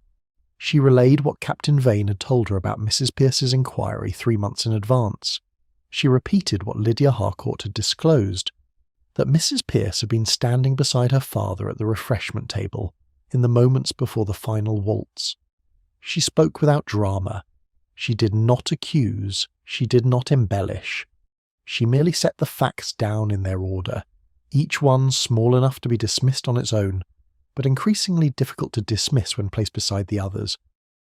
Lady Ashbourne listened with her hands folded, and her expression held in the composed stillness of a woman receiving news she had perhaps half expected, but had hoped might never need to hear. When Miss Marple had finished, there was a silence of some duration. "I have known Evelyn Pierce for 20 years, Lady Ashbourne said at last. "She's a woman I have always respected, a woman of genuine quality." She stopped there. For a moment it seemed as if she might say no more. Then her gaze returned to the glove on the table. "I was also aware, though I never spoke of it, that her husband's later difficulties were connected in some measure to Gerald Harcourt. It was not spoken of in the neighbourhood. These things rarely are, when one party is considerably more comfortable than the other, and both parties prefer quiet." Miss Marple said nothing. "Robert Pierce was not a resilient man," Lady Ashbourne continued. "The loss of his business was, I believe, the loss of everything upon which he had built his sense of himself." Her voice remained even, but only because she willed it to. "He was gone within 2 years. There are moments when silence is the only adequate response to what has been said. This was one of them. "What do you wish to do?" Lady Ashbourne asked at last. "That is not entirely mine to decide," said Miss Marple carefully. "There is Dr. Haydock to consider. If the glove were examined, and if anything were found that merited it, there would be a question of Inspector Slack." Lady Ashbourne's mouth tightened slightly. "He is not, I think, a man of great imagination," Miss Marple added, "but he is conscientious. The matter would need to be placed before him in terms he can properly engage with. And Mr. Harcourt, he is recovered. He is at home and well for now. For now." Whether that situation is as stable as it appears, Dr. Haydock would need to assess. Miss Marple looked once more at the glove with the quiet attention of someone taking a final, careful note of something. The most immediate question is what was on this fingertip, and what it could have done.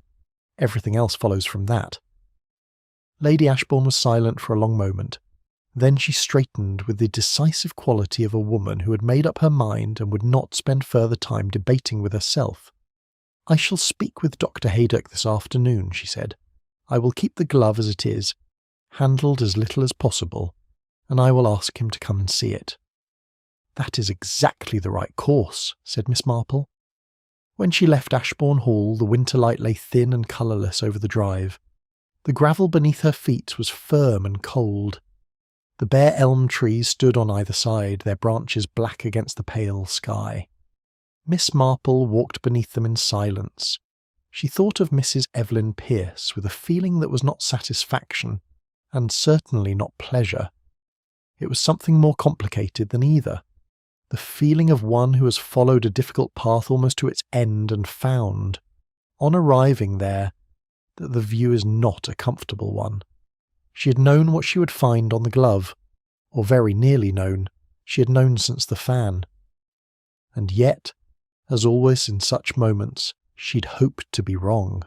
She had not been wrong. Chapter 8. An engine left.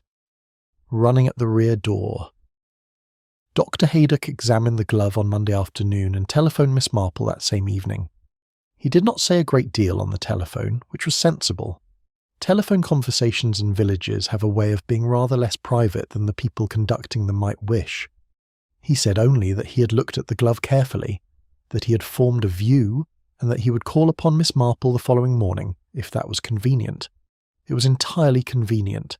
He arrived at 9 o'clock, declined coffee on the grounds that he had already had 2 cups, and found that 3 made him impatient, and settled into the chair opposite Miss Marple with the expression of a man who had been doing a good deal of thinking, and had arrived somewhere he was not entirely certain he wished to be.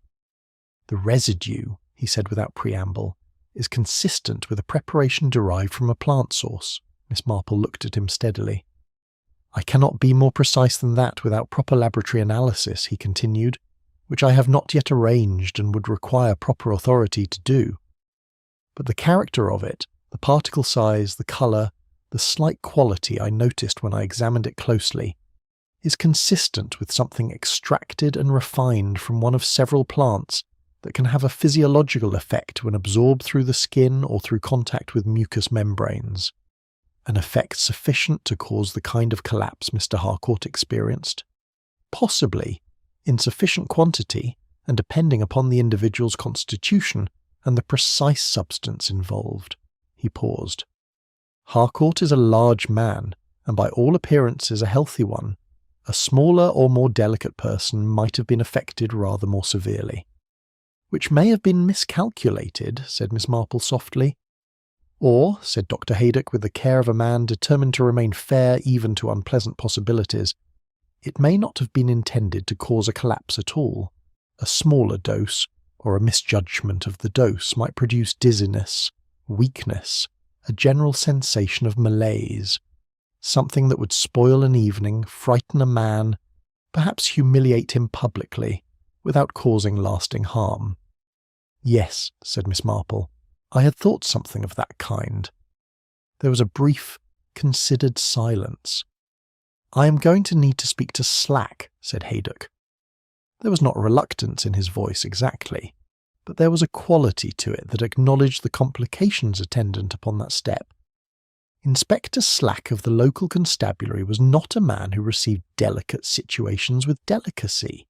He was competent, thorough, and possessed of the slightly impatient directness of someone who preferred facts arranged plainly before him. He found oblique reasoning mildly exasperating, and old ladies with sharp instincts more exasperating still. He was not a bad policeman, he was simply not a subtle one, and subtlety, in the present matter, seemed rather called for. "Yes," said Miss Marple. "I think you must," she paused.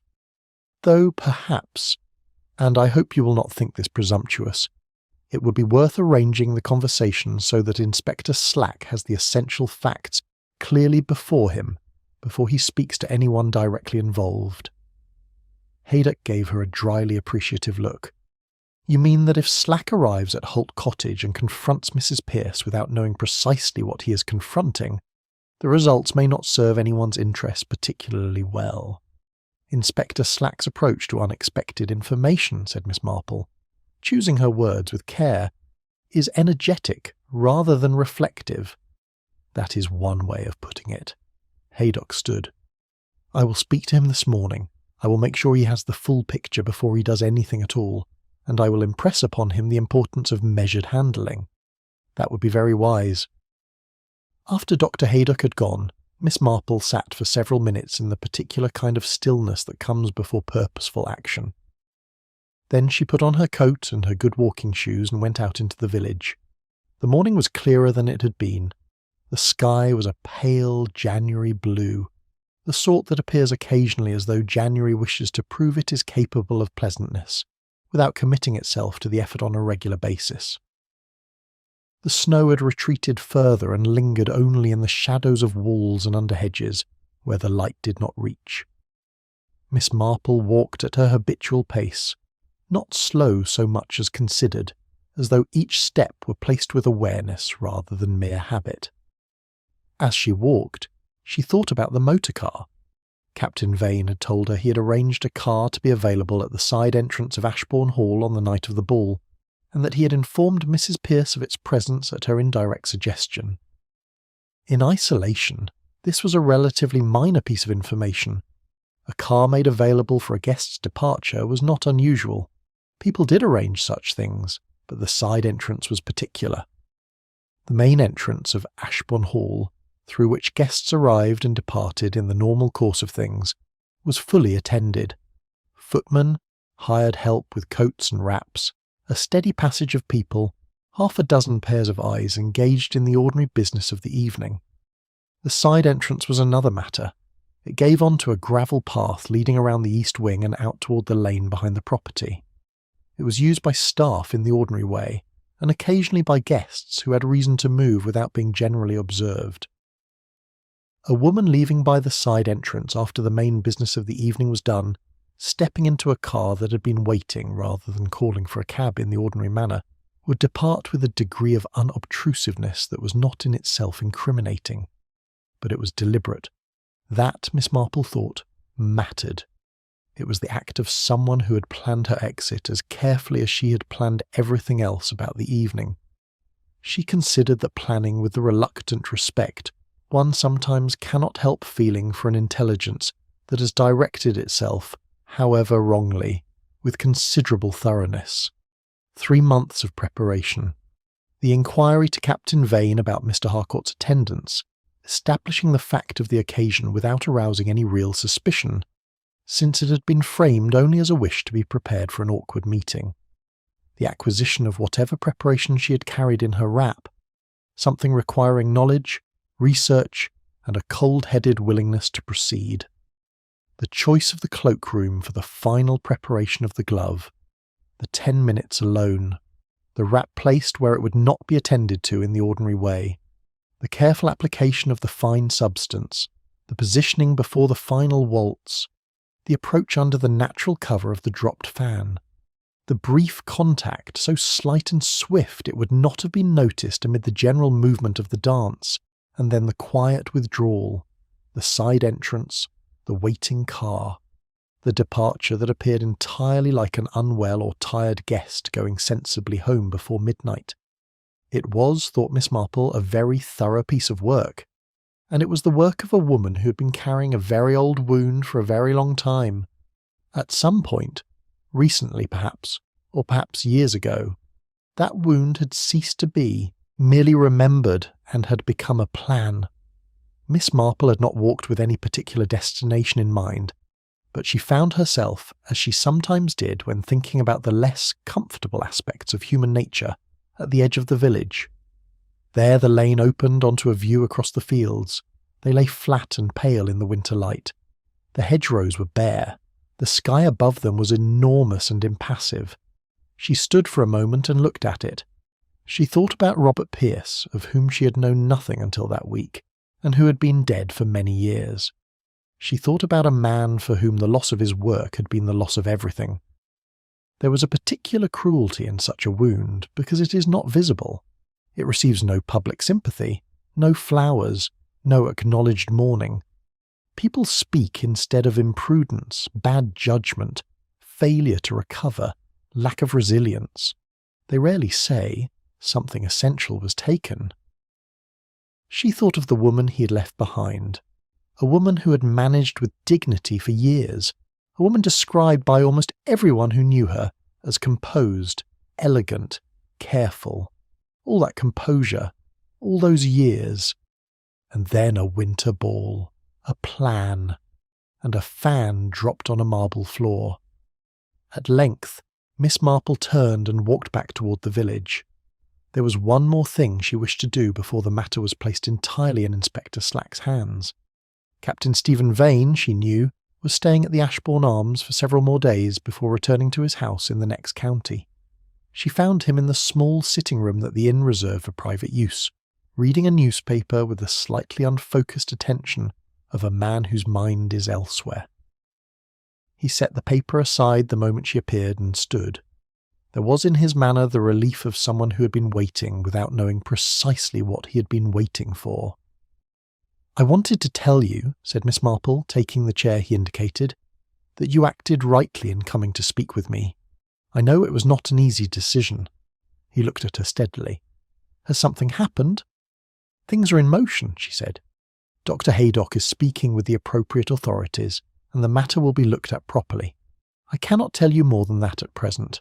I hope you will understand there are good reasons for my discretion." "Of course." He was quiet for a moment. "Will it?" He stopped, then began again. "Is there likely to be a great deal of public exposure?" "That will depend on a number of things not yet settled," said Miss Marple. "But I think I can tell you that Lady Ashbourne is involved in the matter, and she's a woman of considerable good sense and genuine feeling. The handling of it will be, I believe, as measured as it can be." He absorbed this with a small nod.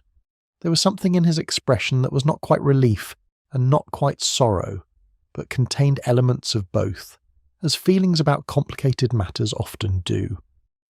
"She is not a bad woman," he said. It was offered simply, without defence or excuse, as a statement of what he believed to be true. "No," said Miss Marple, with complete sincerity, "she is not." She left him shortly afterwards and walked back through the village in the thin winter sunshine. This, in Miss Marple's experience, was very frequently the most difficult part of such matters. Not the unravelling of what had happened, not the tracing of one action back to another, not even the placing of truth before those who would rather not see it. The hardest part was the simple, irreducible fact that the people involved were almost never at bottom entirely bad. It made the truth no less necessary, but it made it considerably heavier to carry. Chapter 9. All that the music kept hidden. Inspector Slack arrived at Ashbourne Hall on Wednesday morning, which in Miss Marple's view was satisfactorily prompt, without being precipitate. Dr. Haydock had spent 2 days preparing the ground, with the care of a man who understood that the quality of a conversation depends very considerably upon the conditions in which it is conducted. Inspector Slack, whatever his limitations in the realm of imaginative reasoning, was not a man who disregarded a medical colleague's assessment when that colleague had taken the trouble to lay it out plainly before him. Miss Marple had been invited by Lady Ashbourne to be present. This was not, strictly speaking, the usual arrangement in such matters.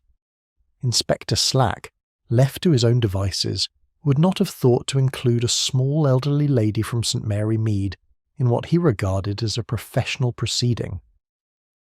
But Lady Ashbourne had issued the invitation with the quiet authority of a woman on her own premises, and Dr. Haydock had supported it by observing that Miss Marple had assembled the greater part of what Slack was about to hear.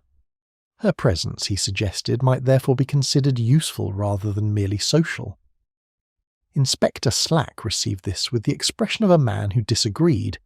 but possessed sufficient pragmatism to know when disagreements served no practical purpose. They met in the library. It was the most suitable room, warm, private, and furnished with the sort of chairs that encourage settled conversation rather than hasty exchange. Lady Ashbourne sat at the writing desk, a position which placed her, without ostentation, as the person managing the proceeding rather than simply attending it. Dr. Haydock took the chair beside the fire. Inspector Slack sat with his notebook on his knee, his pen uncapped, and his expression carefully professional. Miss Marple occupied a small upholstered chair near the window, where the January light fell at a useful angle, and where she could observe the room without becoming its centre. It was Miss Marple who spoke first, at Lady Ashbourne's quiet indication.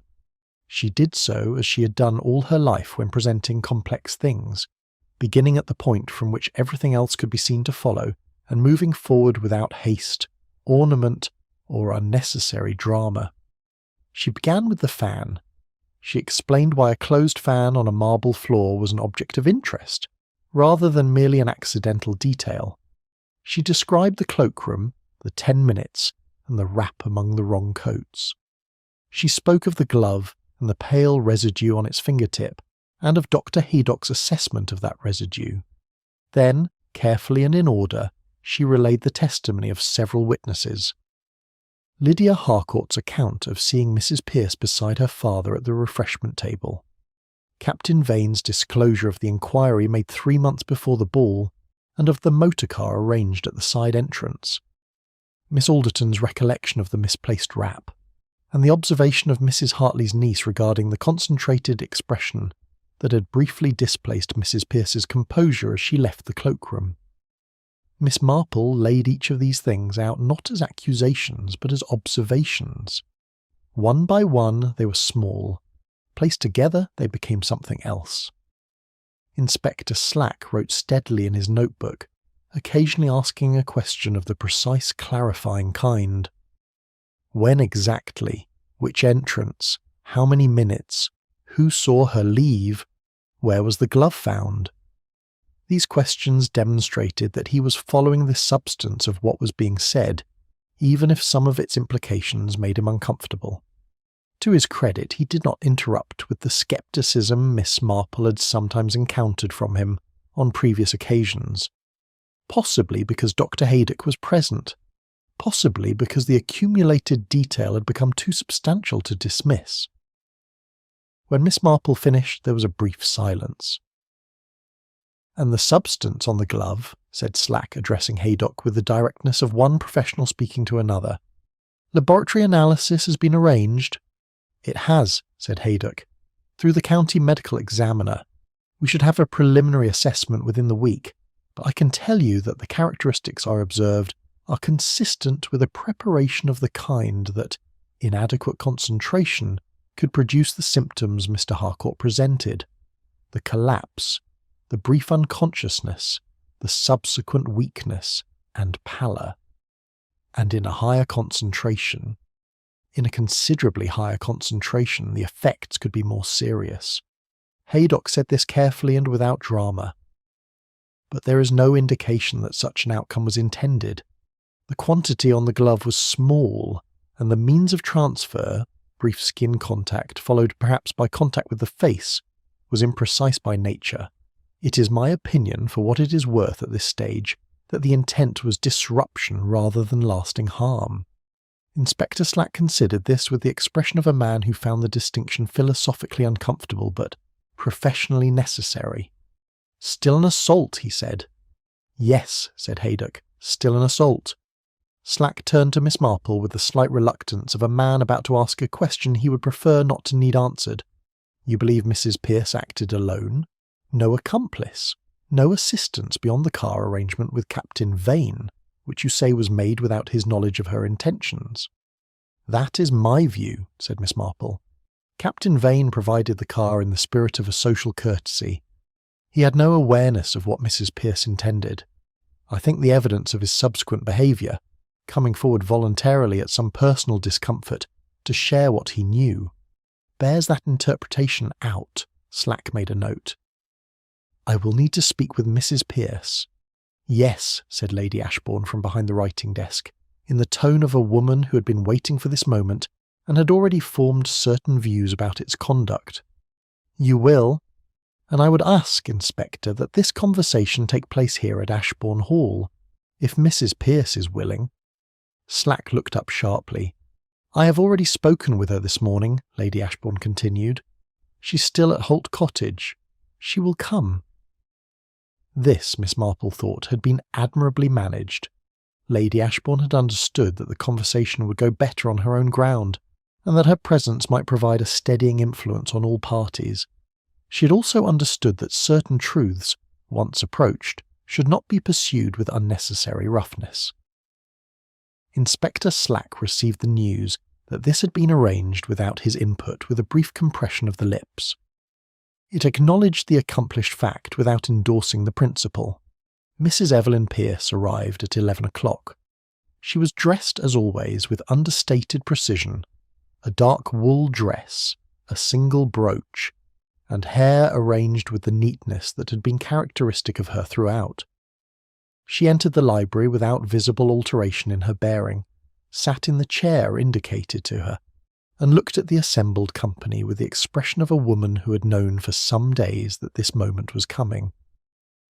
Miss Marple thought she looked very tired, not with the tiredness of a sleepless night or two, but with the deeper exhaustion of someone who has been sustained for a long time by the forward pressure of an intention, and now finds, with the intention spent, that there is very little left behind it. Inspector Slack presented the substance of what had been assembled: the glove, the powder, the sequence of the evening, the cloakroom, the side entrance, the car, the final waltz.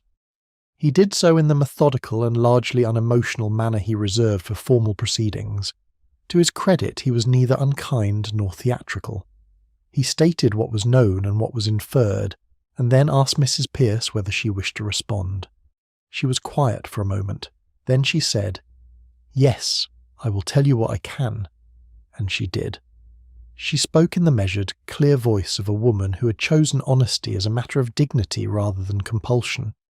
She had obtained the preparation some months earlier, through a contact she declined to name, but whom she described as a person with considerable knowledge of botanical chemistry, encountered during a period she had spent in the south of France the previous year. She had carried it to the ball in the lining of her evening wrap. In the cloakroom, during the 10 minutes Miss Marple had identified, she had transferred a careful quantity to the fingertip of her right-hand glove. During the final waltz, she had approached Mr. Harcourt under the pretence of retrieving the fan she had deliberately placed nearby. The contact had been brief. She believed it unobserved. Then she had left by the side entrance. She had known about the car through Captain Vane, whom she had not wished to involve and whose assistance she had sought under a pretext she now regretted. "I did not intend him to collapse," she said. There was in her voice neither pleading nor excuse, only the plain insistence of a woman who wished one thing, at least to be clearly understood. "I wished him to feel unwell, to be frightened, to be taken from the ball before it had properly ended, in a state of visible weakness before all the people who have always known him as a man of comfortable consequence." She paused. "He took from Robert everything that Robert had built and everything he believed about himself. He did it carefully, legally, and without the smallest acknowledgement of what it cost. Robert was gone 2 years later, and Gerald Harcourt has continued in excellent health and excellent prosperity for 15 years since, and no one has ever said a word to him about it." Another pause followed, shorter this time. "I wished to say something." The room was very quiet. The fire in the library grate produced its small, steady sounds. Outside the window, the pale winter morning continued with perfect indifference. Inspector Slack wrote in his notebook. Lady Ashbourne looked at Mrs. Pierce with an expression that contained a great deal and revealed only part of it. Dr. Haydock sat with his hands folded and his eyes on the middle distance. Miss Marple looked at Mrs. Pierce directly, with the attentive compassion of someone who had understood for some time that the most important thing in the room was not the method, but the reason behind it. People do not forget such things, Miss Marple said gently. They carry them sometimes for a very great while, and the carrying becomes, in time, a kind of purpose. Mrs. Pearce looked at her. It was a look of recognition, the particular look of a person who finds, unexpectedly, that she has been understood rather than merely observed. They merely wait, Mrs. Pearce said. It was not an argument. It was simply an acknowledgement. Yes, said Miss Marple quietly. They do. The practical matters were addressed, as practical matters must be in the days that followed. The laboratory analysis confirmed Dr. Haydock's assessment. The question of formal proceedings was considered with careful attention. Mr. Harcourt had recovered fully and was expected to continue doing so, which bore upon the gravity with which the law regarded the incident. Inspector Slack, to his considerable credit, conducted the necessary formalities with more restraint than Miss Marple had privately anticipated. She attributed this in equal part to Haydock's influence and to the man's own underlying decency, which was rather more considerable than his manner always suggested. Through all of this, Miss Marple said very little to anyone beyond what was directly asked of her. She had done what she had come to do. The matter was now in other hands, and she was, as she always was at such moments, more conscious of what had been lost than of what had been resolved. She thought of Robert Pearce, who had never been in any room she had entered, and whom she knew now only through the outline left by his absence. She thought of Lydia Harcourt, who had said she would rather know the truth than be protected from it, and who would now have a great deal of truth to carry. She thought of Mrs. Pearce's voice as she had said, "I wish to say something." There were, Miss Marple reflected, worse reasons for many of the things people do. Not good enough reasons, in the end. But worse ones were certainly available.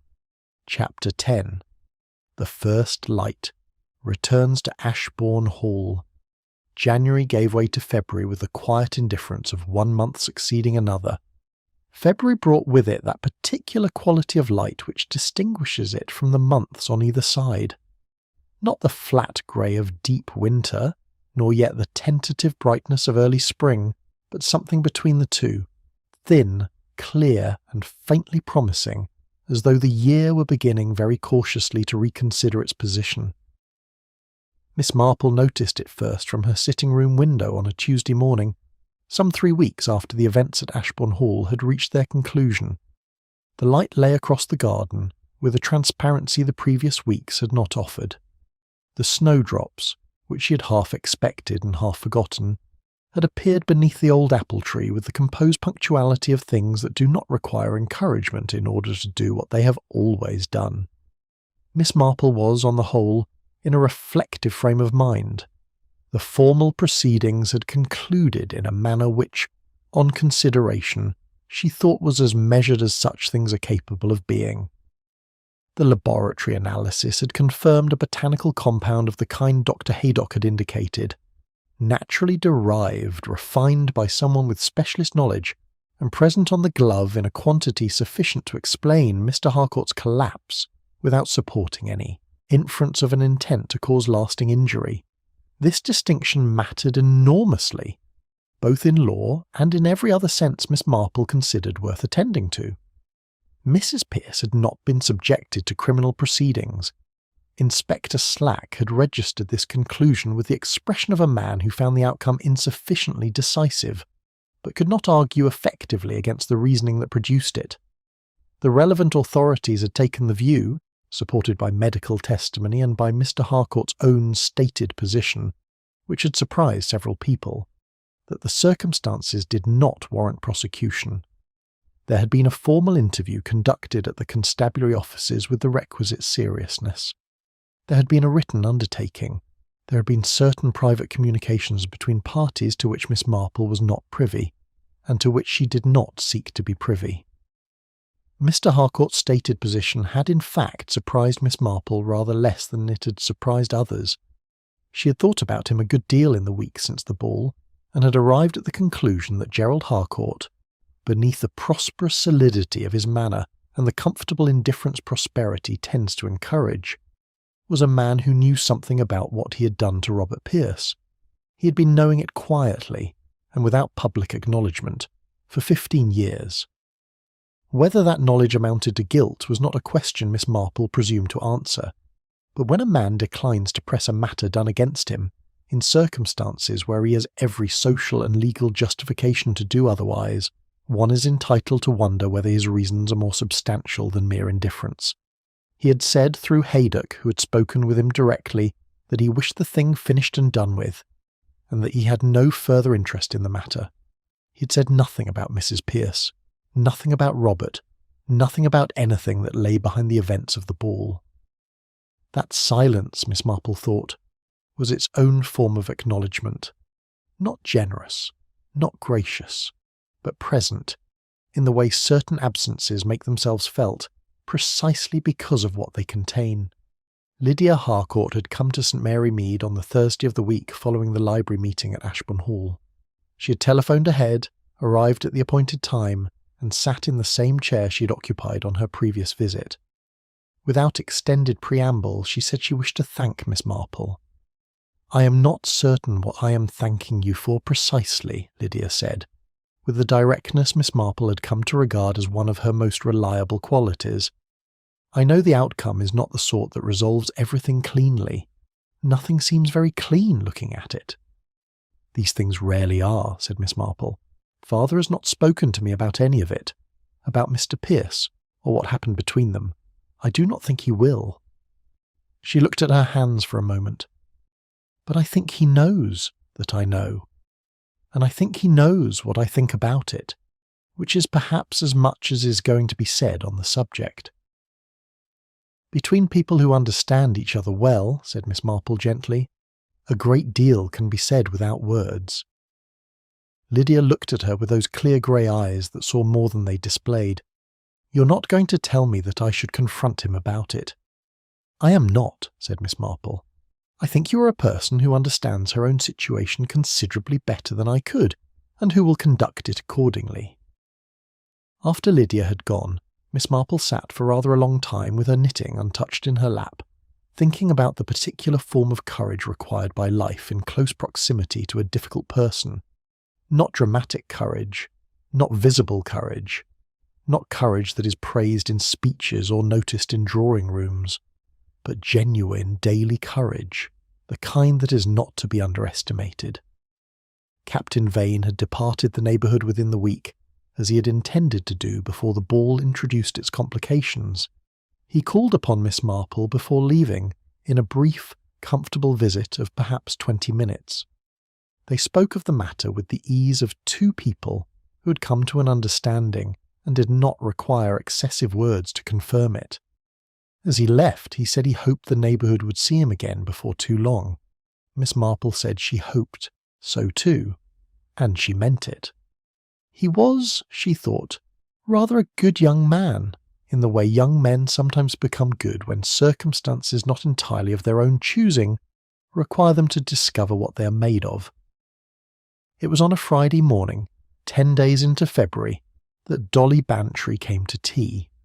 Dolly arrived with a tin of particularly good shortbread and a quantity of suppressed energy, indicating she had been waiting some time for the opportunity to speak without interruption about the events of the past several weeks.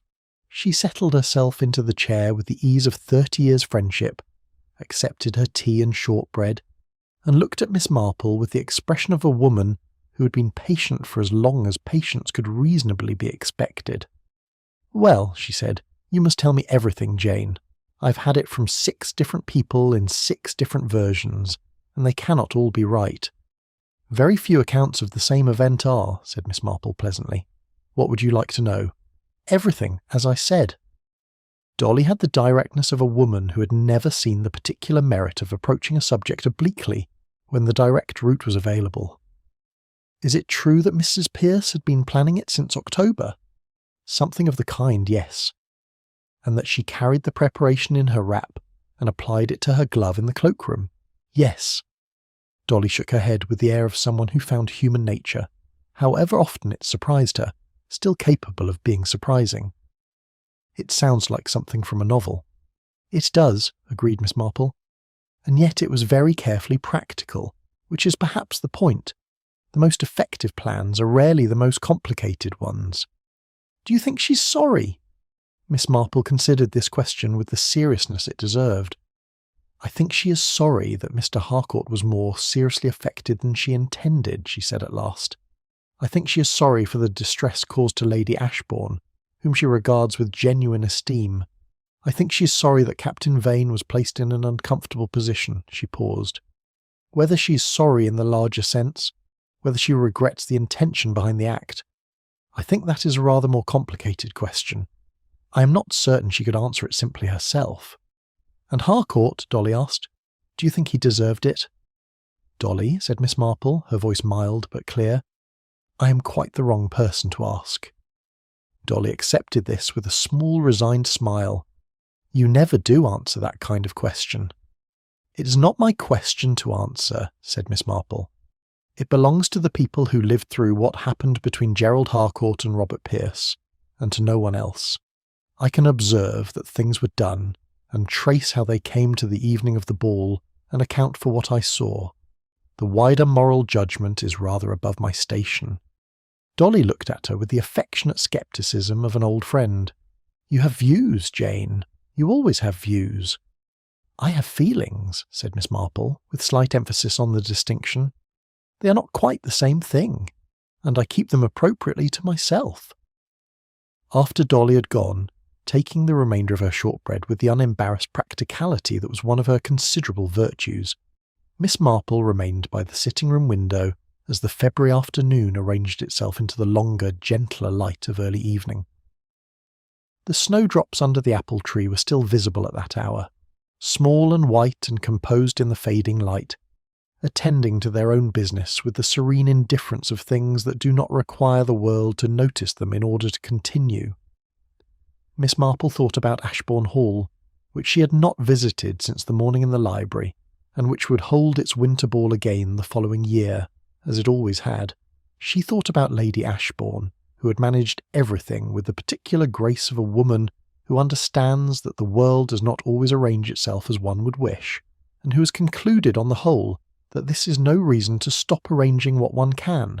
She thought about the long drive up to the hall, the lanterns on the gate-posts, the snow lying thin and white in the January dark, the warm amber light spilling from the tall windows onto the frozen ground below. Events do not begin where they appear to begin. Miss Marple had known this for as long as she had known anything about the way people live their lives in proximity to one another, in villages, drawing-rooms, shops, gardens, churches and ballrooms. The history between people accumulates its slow weight beneath the surface of ordinary days, invisible until the moment it is not. The ball had seemed, from the outside, to be where it all began.